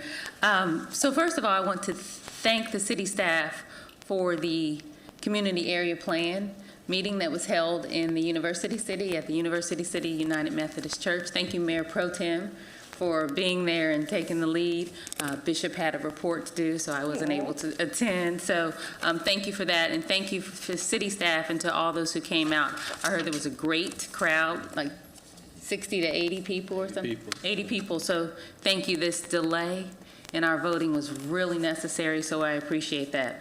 Also, speaking of the Let's Talk About It, there's a Let's Talk About It meeting in the Northeast area at the Hickory Grove Baptist Church. CMPD will be holding a forum to talk about safety and issues that matter to us. So there's a lot of safety initiatives going on in District 4 right now. This is 4 and 5. Thank you.